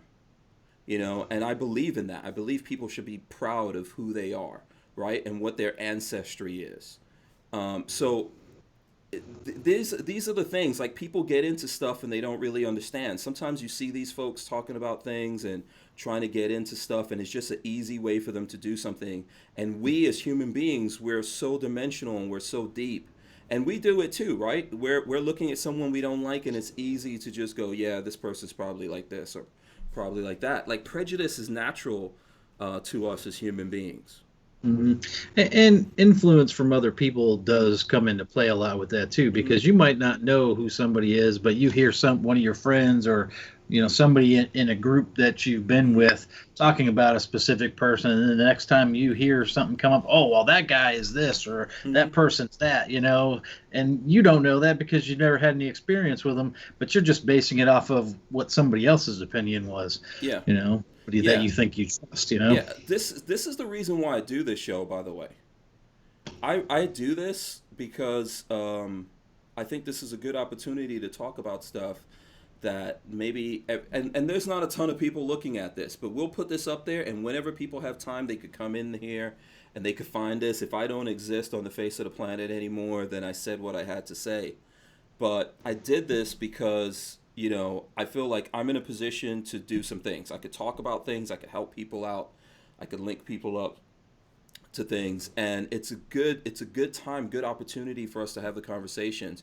Rodney says, I like IV8888. I'm just stating some feel their social media posts are skewed. And I think that there's lots of people that you could feel that way if you look at one post, or if you take 1,000 posts that they have up and you look at 100 of them. You might feel, oh, this person doesn't really like black people. No, if you really look at that whole thing, you may be like, no, these people don't, it doesn't matter. They're just going to post this stuff and they're going to talk about things, and they're going to do it their way all the time. And if they're talking about a white person, people might not be offended. If they're a white guy and they're talking about a white person, people might not be offended. But if they're talking about a black person, people might get offended. Right? I find that same thing happens to me. If I'm making fun of white dudes out there, nobody gets offended, including the white people. Right. It happens. I do it all the time. If I'm talking about a white person, nobody gets offended. If I talk about a black person, all of a sudden people are offended. They're like, oh, you just want to talk bad about... No, I'm going to talk bad about everyone that comes within my eyeballs' vision. Right? And I think that there's other folks like that out there. And if you go through the history, the reason why I'm telling you guys about doing this podcast, if you actually go back in the podcast and look at the ones, I know we've pulled some of them because YouTube shenanigans or whatever, but you'll see that there's lots of situations, like, so with IV88 themselves, people have attacked them and they've come on my podcast with those people. They have no reason to do that. They're the big dogs. Everybody's punching up at them. They don't need to punch down at anyone or do anything like that. But I know Eric's done that multiple times, and it's all documented on here. You know, it's not just one time. So I think that we've got to, you know, we all can't see the whole picture. You know, and most folks out there looking at something, they don't go, oh, I don't like what this guy said, but let me go back here and see what he did. Let me find out. If you don't have the time to do that, then someone has to try to relay it to you and say to you, hey, if you really knew this guy, he doesn't feel that way. He's going to state his opinion on something. And yes, sometimes that's going to feel uncomfortable. This is what happens, right? If you look at, what's this comedian that we all like, the black comedian, Dave Chappelle. Dave Chappelle. If you looked at his special and you didn't feel uncomfortable, you're not breathing. Right. There's stuff in there that made me feel uncomfortable, right? Oh, the whole Juicy Smollett, that was killer. Okay, that was funny. But there was uncomfortable stuff that he said in there, talking about Michael Jackson and all that. I don't agree with what he said when he was talking about some of the things that Michael Jackson... I don't think that's okay.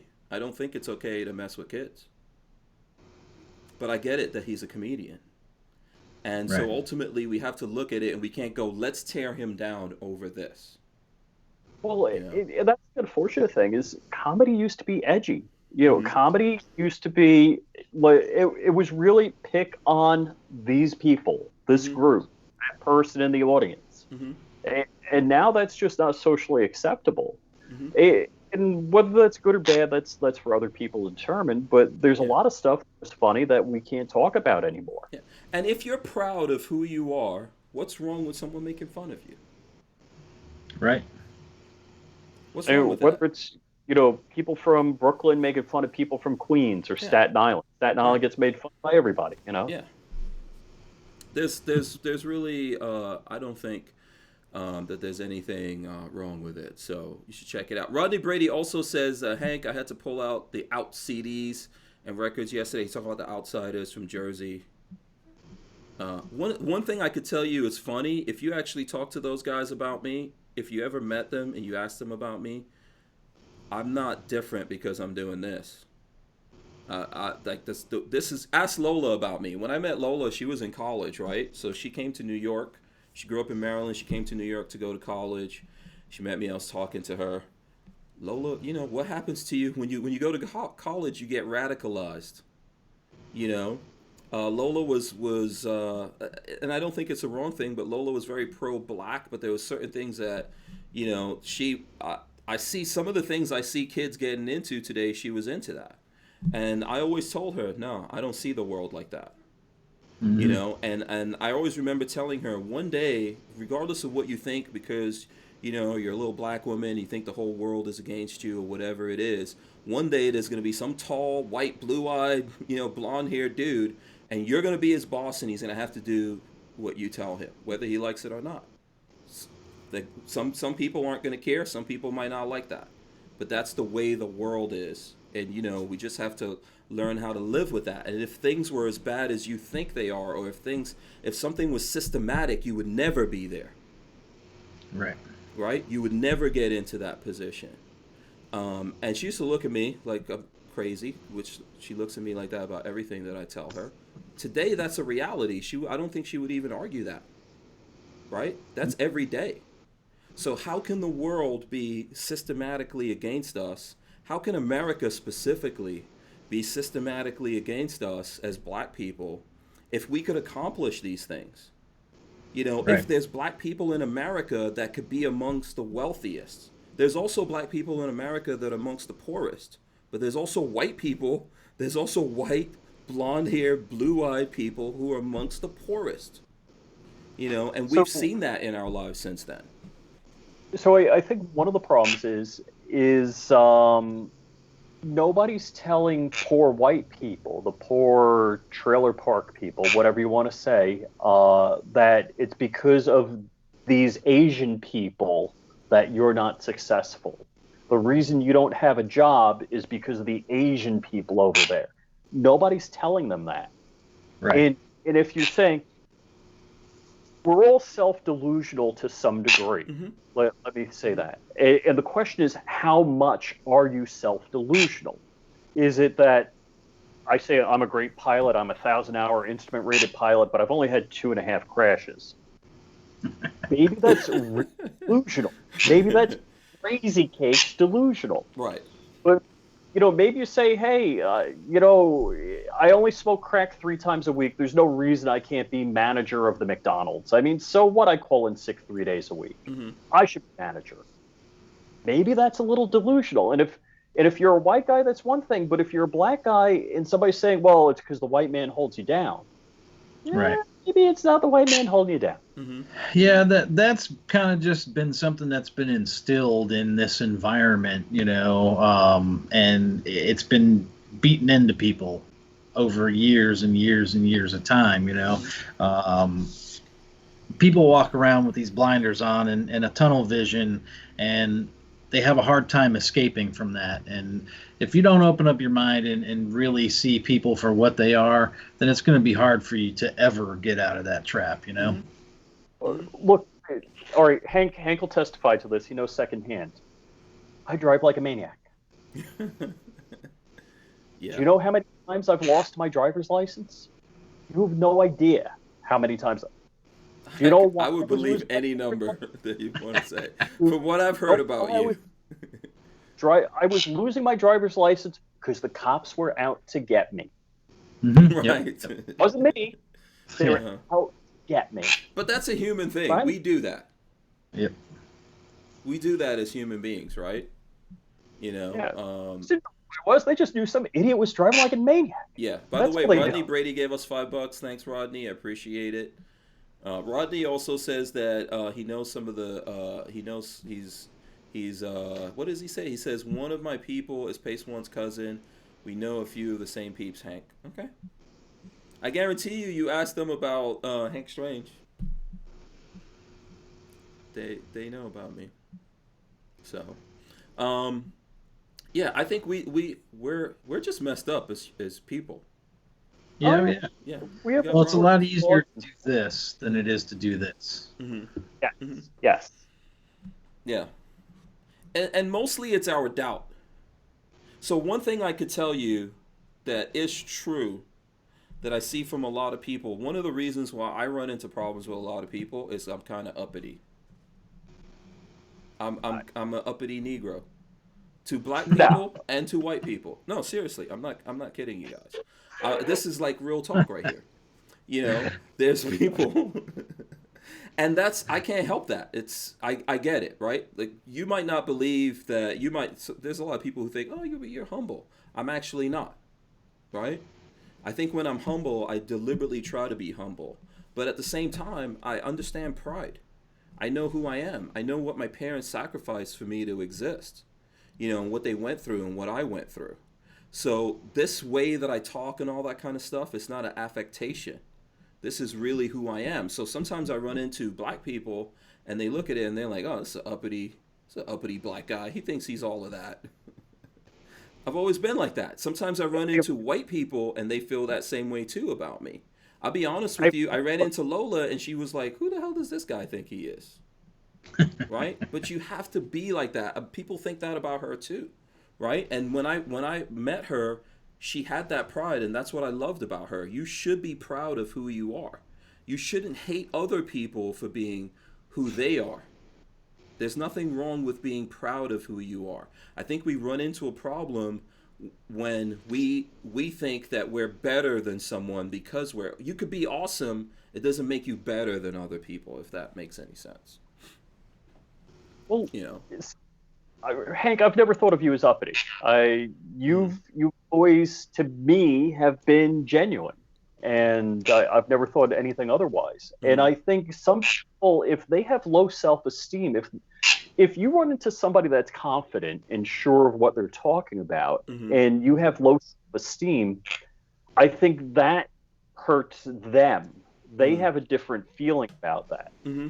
And I've had people tell me that I come off cocky and arrogant. It's like, if I'm talking about crap I know, damn right, I'm going to sound cocky and arrogant. Yeah. It's not because I want to project that. It's just But what's wrong with that? Is it a bad thing? I mean, we were talking about Kanye West. I think that's what a lot of people think about him, right? But you know what? I'm telling you guys, I looked at that podcast with him and Joe Rogan, and it's the reason why I like Joe Rogan. I'm not saying I align with everything with Joe Rogan. Sometimes I think Joe Rogan's a FUD.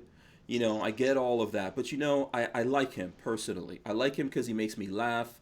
I like him because he doesn't... I look at him, I could tell that's not a guy who spends his life hating people. But he had Kanye West on there, and we all joke around about things. And I don't think there's anything wrong with us, like, joking around about Kanye West. But if you look at that, you'll see towards the end of him talking to Kanye West, and they were talking some about him trying to be president and all that.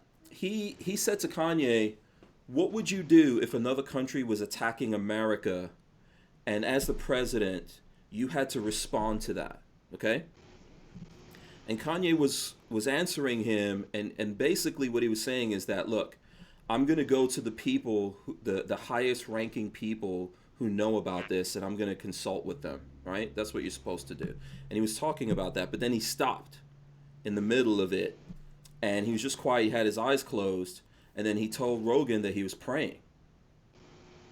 And Rogan was like, wow, I never saw that before. You know, and that was genuine. I can't really describe that feeling. I feel it now that I'm recounting the story to you guys, but I felt the same way as Rogan did. That was the most genuine thing I ever saw a human being do.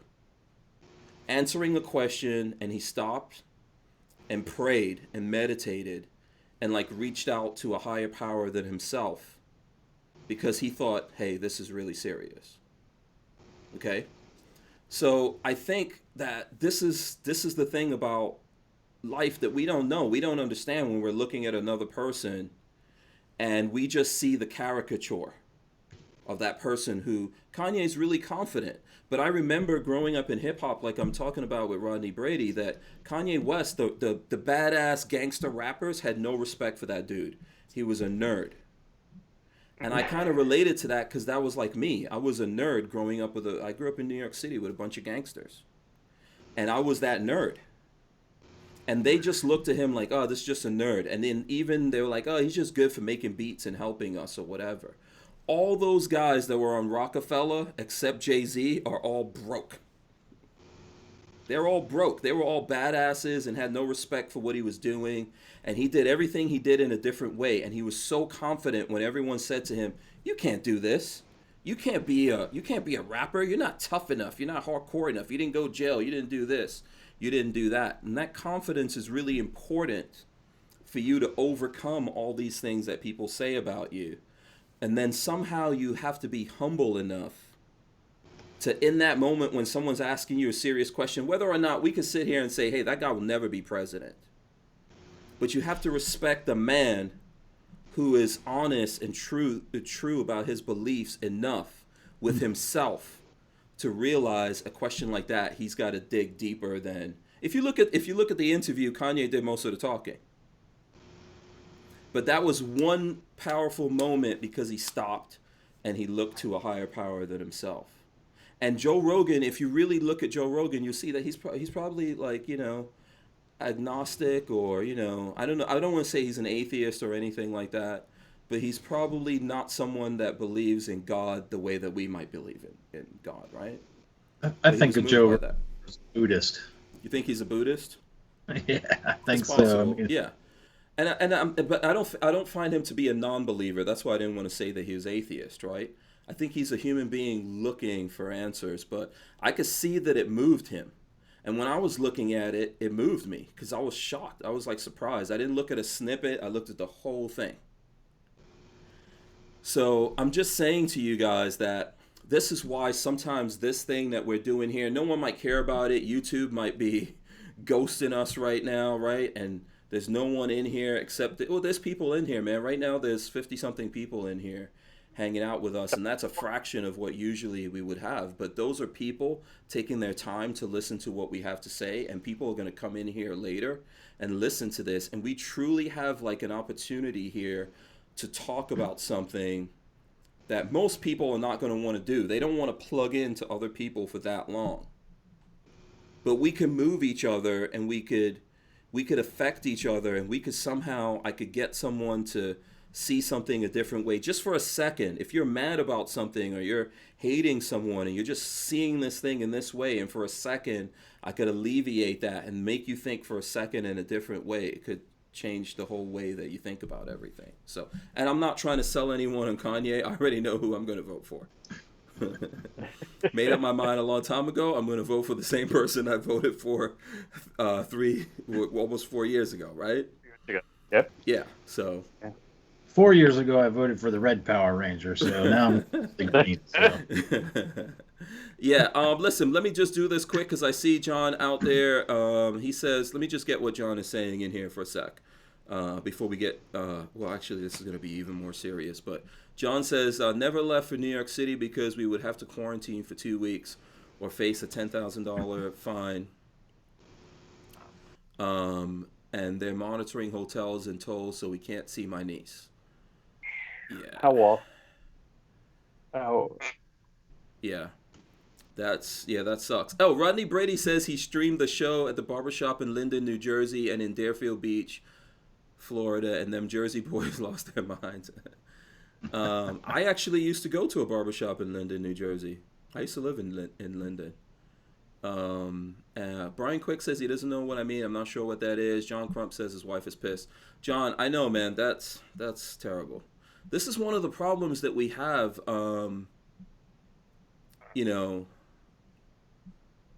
with what's going on right now. Like, if someone you care about is not, like, I don't give a shit what you want to do. You could lock me up after that. Do whatever you want to do.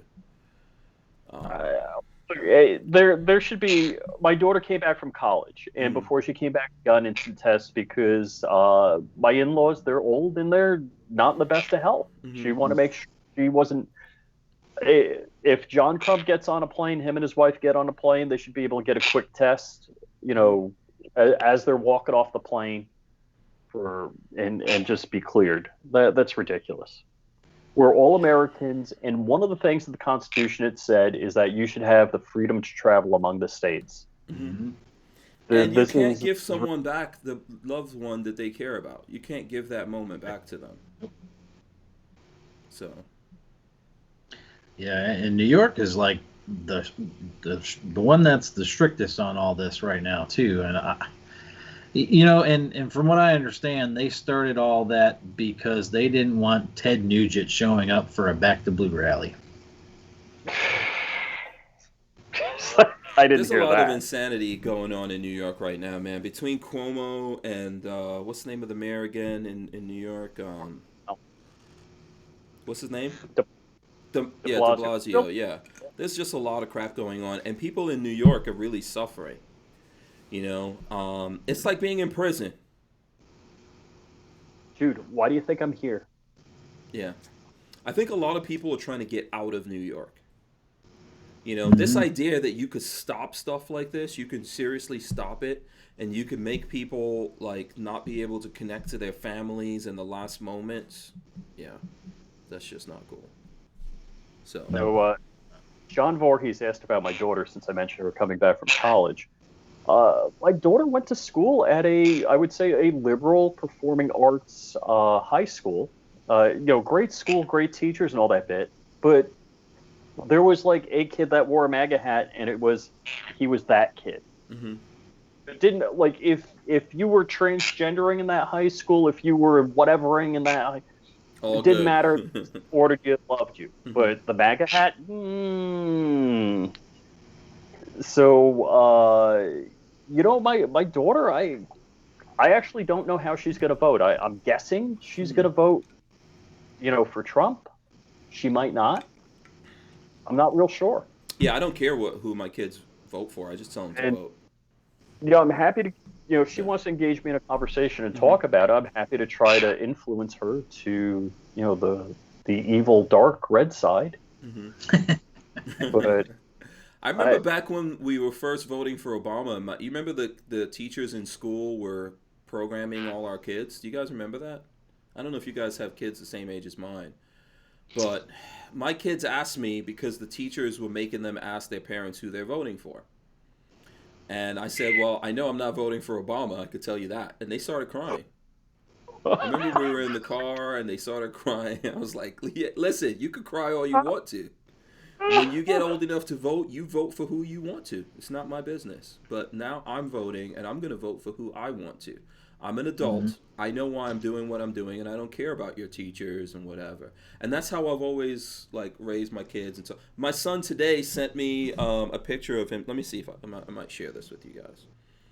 But my son sent me a picture of him voting. Let me see. He's in Tallahassee, right? Yeah, so I guess I could share this. So here he is. He's like, he says, "I just voted. Make sure you get my other son to vote." So that's, and I was like, okay, that's cool. He had to wear the mask in there. His hair is becoming like a mop, I don't know if he's got dreadlocks or what it is, but the kids like their hair natural and curly these days, so which is good. But yeah, listen, I'm just glad he voted. I didn't say who did you vote for. Not my business. You need to practice this act of voting. He's interested in making sure that his brother got out there and voted, right? Ultimately, we have to go out and make this is what I think about this whole thing. We've got to go and do it. It's not really my business who you vote for. But, I mean, if you want to know who I vote for, I could talk about it. And I've got no shame or anything like that, but I'm not trying to convince anyone. And then we all have to live with the world we make. That's it. I'm not moving out of the country if the person that someone becomes president and I didn't vote for them. Yeah, I'm not going to scream and throw a fit about it either. Yeah. Yeah. And I was working in Manhattan when Obama got elected. Mm-hmm. And, it's like my thoughts were the positive. I was like, you know what? Black kids now can say, I can be president. Instead of looking up at, a football star or a rapper or whatever, they can say, I can be president. I was all excited about that. Mm-hmm. I was looking at the positive side of it, not like yelling at the sky. And let's remember that Obama became the president because lots of white people voted for him. Yes. Yeah. Yes. Come on. There's not enough black people in America to vote and make Obama the president on their own. And unfortunately, a lot of black people in America do not vote, even if they can. Right. The numbers are really low. To be honest with you, there's a lot of people in America that aren't even aware of the news. Right. Oh yeah. And I had a conversation. Part of marrying my wife, I was dating a Jewish girl in New York, and she's like saying, "Oh, Hillary didn't get president because of racism." I'm like, "What are you talking about?" Mm-hmm. I'm like, "These same electoral districts that voted for Obama went Trump, and Hillary's not black. So What does that mean?" Mm-hmm. Well, maybe it's because she is a racist. I don't know. But she was parroting, what somebody else was saying to her. She had no idea. I'm like, I had to explain it to her. I'm like, tell me logically why that would be racist that somebody picked Trump over Hillary Clinton. Yeah. Well, I think what you just said is powerful. A lot of people parrot what other people say to them. And just go with that. And just believe that. I saw, my barber, for example, Mo, which you guys might have seen on my channel, he's down. He's a good dude, man. He started shooting and stuff like that. We talk about this. Rodney was talking about this stuff in the bar. I talk about this stuff in the barbershop. I don't care. It doesn't matter. I'm sure I've had arguments in there. People who don't like what I have to say. And by the way, people who totally 100% agree with me. Like I had a black guy that I've known for some time. He's actually from Pennsylvania, and he was like, you know what? I kind of like this Trump dude. But here's the thing that my barber was telling me, because this went around Florida and it went around Gainesville. There were people getting emails from people representing themselves as pro-Trump and pro the Proud Boys, threatening people if they didn't vote for Trump. Emails. Yeah, it went the other way also. Yeah. Mm-hmm. Well, but the news was talking about these particular pro-Trump ones. Look, the head of the Proud Boys looks like you, Hank. Yeah. Well, Not as good looking. yeah, and here's the thing that I'm saying though. I said to him, dude, do you really believe that Trump, okay, or Trump's, the people who represent Trump, or let's say even Biden, or the people who represent Biden, will actually send out emails and threaten anyone? Because I could sit here and tell you that if someone told me Biden did it, I would say that's bullshit. Right. Why are you believing it if someone tells you that Trump did it? I mean, that's what I said. Like, I didn't even know what was going on. Now, later, I think the next day or later on, I think in that evening after we got off the show, I started seeing the news. Well, who was it? Like Iran, I think. Look, it could have been me in my basement. Yeah. I spoof emails. Yeah, so I saw that and I sent it to him and he was like, hey, thanks for that. But the point I'm trying to make is we've got to pay attention to what's going on, and we've got to use some kind of, like, I know common sense is a bad word, but we got to realize if someone tells you something so ridiculous as that, you've got to have a thing inside of you that goes, no, I'm not going to believe that. Well, you gotta run it through your own damn filter. You gotta say, all right, logically, what's going on? Because the news says it. I don't know when it was, and I think I can pin back to, I was watching like ABC News in New York way back when, and I was like, yeah, I know what they're telling me is BS. I know what and maybe that was when I started questioning the news. I was like, because they say it doesn't make it true. Mm-hmm. Yeah. And that's why I always run it through my own darn filter. And I'm like, does that make sense? Why would they do it? What would their motivation be? Mm-hmm. Right. Yeah. Rodney says, yep, Barack was president, but 8 years is not enough to change the minds of many young black folks. I don't think that for anyone who's president could help you or change your life that drastically. If you're a woman and you need a woman president to feel good about yourself, you've got a problem. If you're a white person and you need the president to be white to make you feel better about yourself, you have a problem. If you're black, if whatever it is, if you're gay and you need the gay person to be president to feel like your life is okay, this goes back to what I was saying. Are you actually proud of who you are? Well, it's identity politics. If you told me white privilege was because most billionaires are white, or most presidents are white, or most politicians are white, so you don't feel a barrier, I would say, okay, you have a valid point there. Mm-hmm. But like you're saying, Hank, you make a great point. Be proud of who you are. Mm-hmm. Don't let that be a stumbling block for you. That's one of those things that I've always thought about. Am I inhibiting myself? Because when I was working 16 hours a day, 7 days a week at my business, when I did photography and video in New York, I was like, hey, there were days I wouldn't even stop to eat because I had so much work to do. There were so many meetings to go to, so many things to do. Mm-hmm. And if I was going to be held back, it was because of me. Yeah.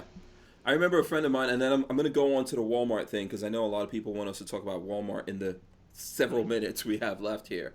I remember a friend of mine who lives in Brooklyn, known him for a long time, talking about him and I would talk from Florida about Obama, and he was always mad at me because I wasn't a supporter.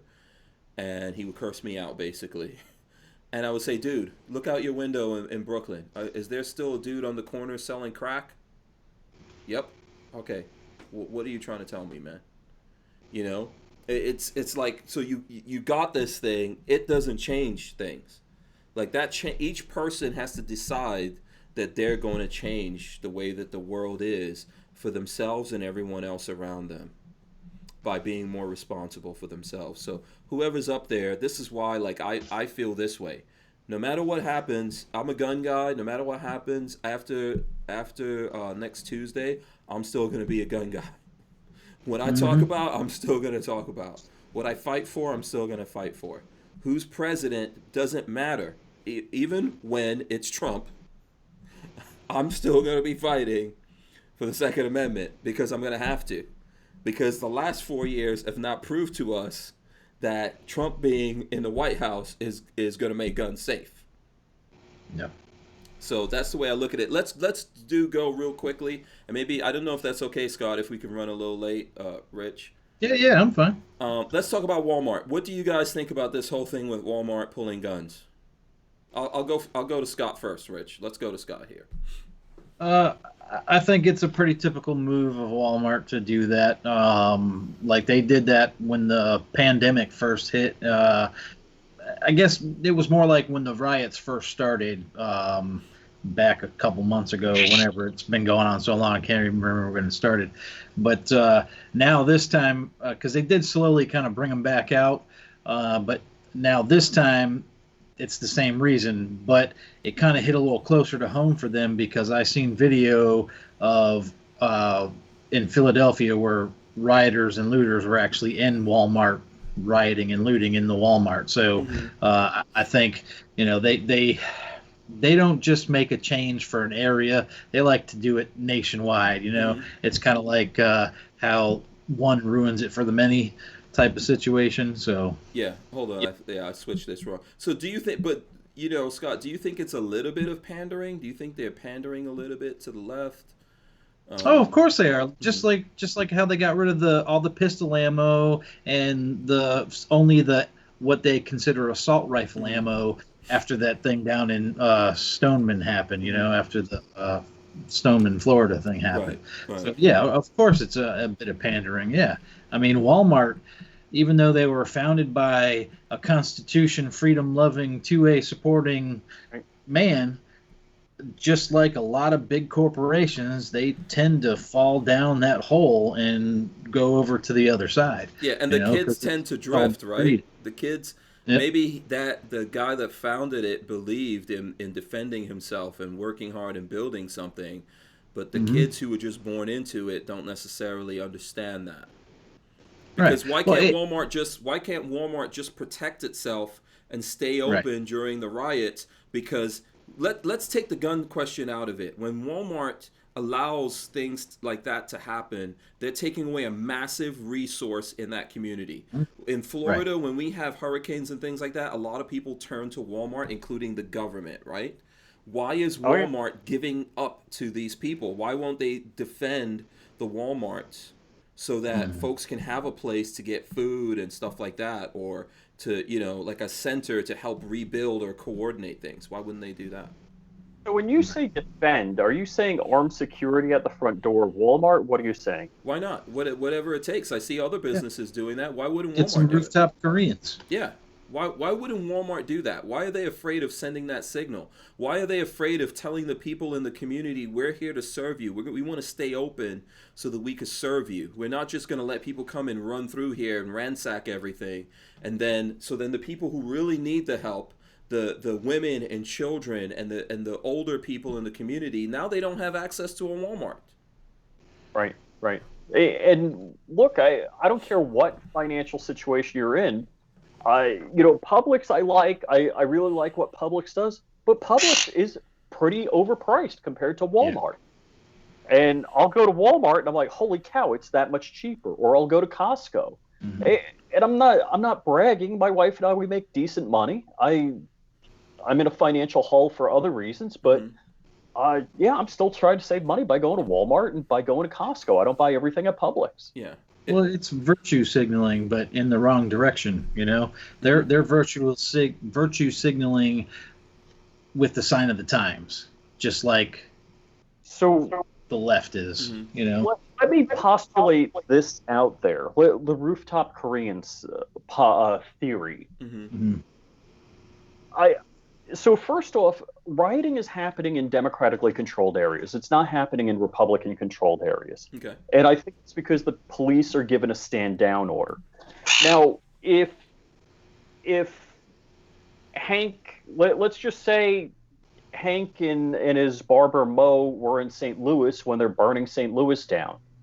Hank, would you stand in front of Mo's place with an AR? Why not? Why wouldn't I, help defend? I mean, I think barbers serve the community just as much as anyone else. I mean, why would I let someone destroy what he built or what he's built up? Okay, so where I'm going is what what would it take for a democratically run place that's letting riots going on for them to say, hey, maybe we need the police to calm this down? If somebody in Hank and Mo's situation in one of these, whether it's Philadelphia, whether it's Walmart, whether it's a mom and pop beauty shop, whatever it may be, if they pop a few, rioters, looters, is that going to finally get the police? And I'm not advocating for this. I'm advocating for peace. And like I've said many times, I hope everybody listens to me. The best gunfight is the one you avoid. Right. I carry every single day. I'm carrying right now, and I haven't left my house. But the best gunfight is the one you avoid. But for these politicians, are you looking for somebody like me standing in front of a friend's store or Hank standing in front of a friend's store to pop a few people? Or will you peacefully quiet this down? Stop this. I don't think they want to. So this current situation stems out of what happened in Philly, right? I think looks like he just dropped out. He should be back. There he goes. Boom. Okay, so this came out of what happened in Philly. When I look at that, I think if you're going after some cops with a knife and you don't comply, you're going to get shot. Now, do I think it's right that both of these officers opened up and shot at him 7 times each and all that kind of stuff? I don't know, right? This comes down to a training thing. Why are they both shooting? All that kind of stuff, without a doubt. But, I don't see like a perfect scenario where, for those cops, I don't see a perfect scenario. Obviously, if someone is if you have a knife and you're ignoring instructions from police officers, like you're just set on doing something, and they've got limited choices to make. We've seen this all go wrong. We've seen things happen. At the same time, I'm not saying that the cops did exactly what they should have done in that moment. Okay. How does all of that lead to the same community now having to suffer more over what happened to that person? What happened to that person is tragic for them and their family. Okay? And then maybe you can even take it out there. Now it's a problem for the city, for the police department, those police officers that were involved in that, etc. Now, why should everyone now lose services that they need? We're talking about in a lot of these places, it's not like me and you, like we're living in rural areas. We got food for months. We could go and we could take care of our family and all that. These people aren't in that situation. What's ultimately happening here is they're suffering. We're not suffering, they're suffering. Right? When you let people run the streets and just destroy businesses and take everything and tear those things down, that's for weeks on end, months that you're not getting those businesses back, if ever. How is that worth it? How is it better for all these people to suffer because of something that one person did that was clearly wrong, what they were doing, and maybe there's something wrong with the way that the police reacted to that, and now we're just going to get that every single time? Yeah, it's becoming that way. It's definitely becoming that way. Ever since George Floyd, anytime it happens now, boom, the fire is lit. Yeah, license to destroy. Yeah. Right. And it's all just an opportunistic move, really. For some reason, they want to see this country destroyed. They want to destroy the fabric, the foundation of this country, and build it up into an image of their own. And that's why they continue to let these things happen. And that way they can let them happen, and then they can go and do this. Yeah. More of this. And the worst part, Scott, the most tragic part of it is the people who are losing the most here are actually people of color. Right. Poor people. That's who's suffering the most here. Okay? The very people that, like, I think to go to Rich's question, why would Democrats want this? Aren't these the people you say that you're serving? So yes, this is wrong. Let's figure out what happened there in that situation. I think it's clear that the cops had they were in a situation they had to react to. Maybe it's not clear why both of them opened up fire all that kind of stuff, right? Okay, let's deal with that. Why does everyone there now have to suffer? We're not. What are we going to do with these people? Are we going to bust them, fly them out of there? They're going to become refugees. Americans are going to become refugees in America.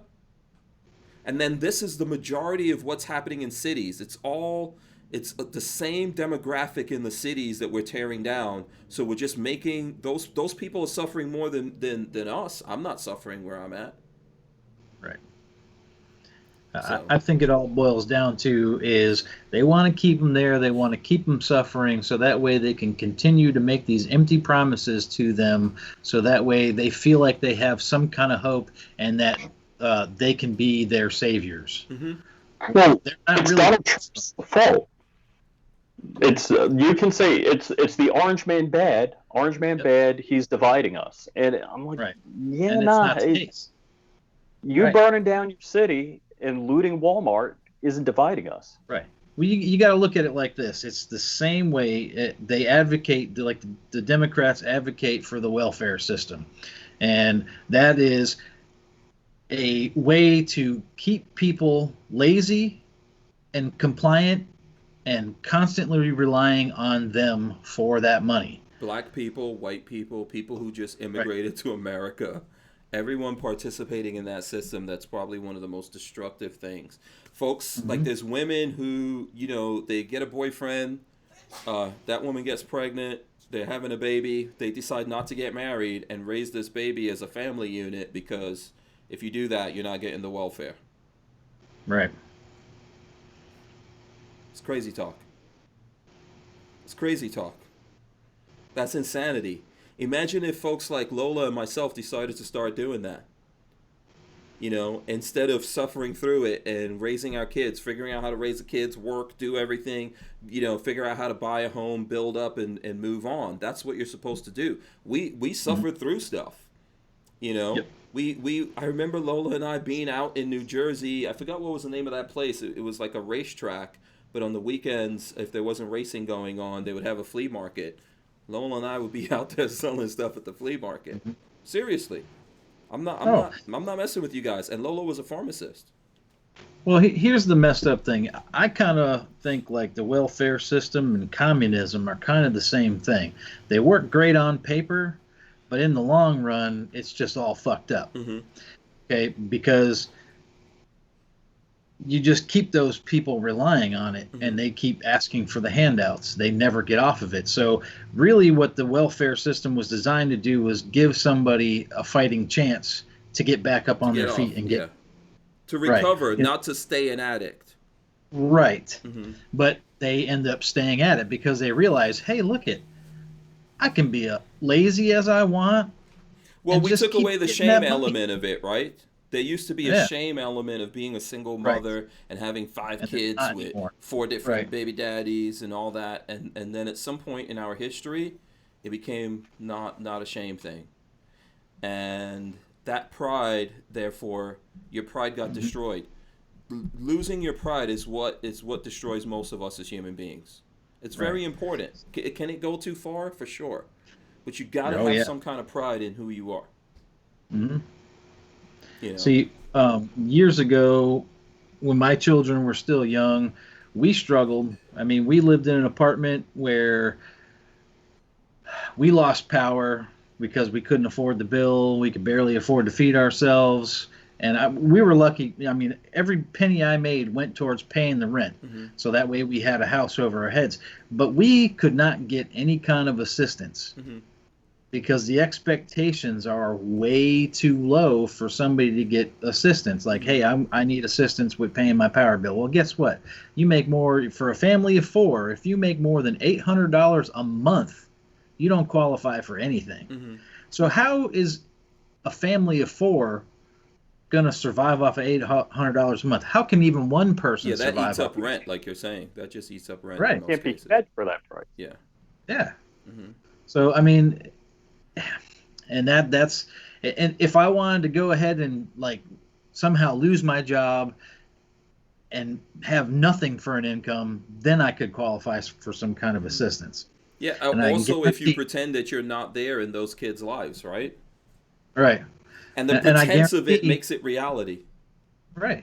And then I can guarantee that they would let me just continue on and continue on and continue on without any question. It's just as long as I fill out the paperwork every time they want me to fill out the paperwork. As long as I fall in line and do what they tell me to do. When the government replaces you as the man.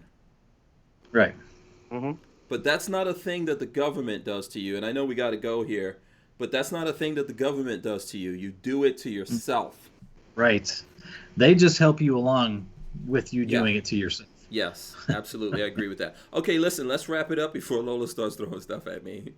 It was good conversation. It was a great conversation. Here's what I want to do. The folks who are still hanging out here with us, I want you guys to tell them how they can find you, follow up with you, and all that kind of stuff. I am going to start with Scott Gorillas and Guns. How can folks do that? And I would like to see people. I'm going to throw up I've got your, here we go. I've got your YouTube channel here. I'm going to show people what that looks like. Please go over here and subscribe to Gorillas and Guns, folks. Right on. That's where you can find me on YouTube, and you can find me at the Gorillas and Guns group on Facebook as well. Yes, I know I'm not on Instagram or any of those other fancy ones, but savage.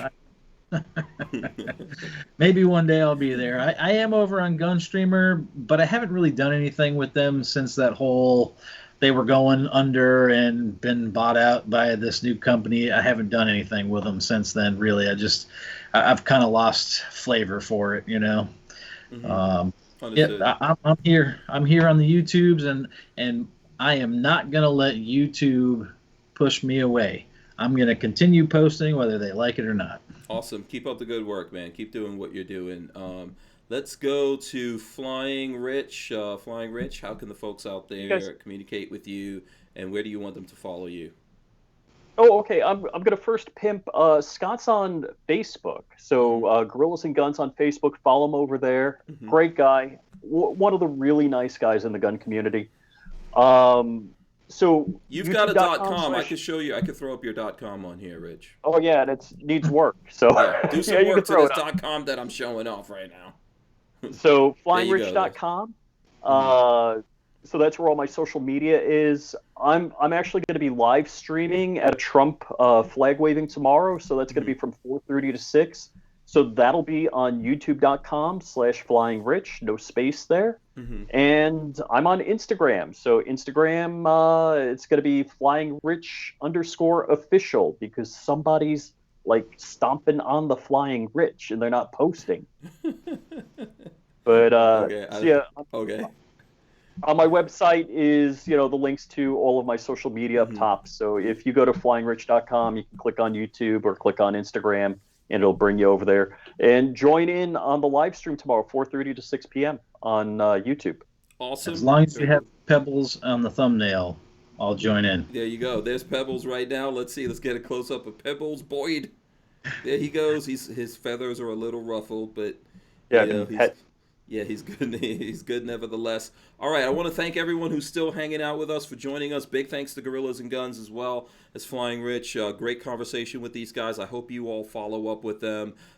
Big thanks to Barnauls for helping sponsor the show here. Performance Steel Case Ammunition. I appreciate these guys. Stay right there. I'm going to run in the end.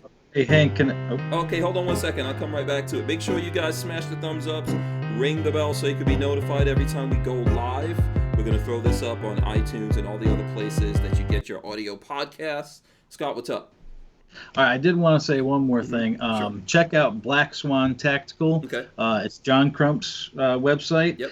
There's lots of 2A gear, shirts, stuff like that. But also all the proceeds from that are going towards Bella and what she's going through right now. So please go over there. You can use code Crumpy for 10% off, and you can use code Silverback for 10% off.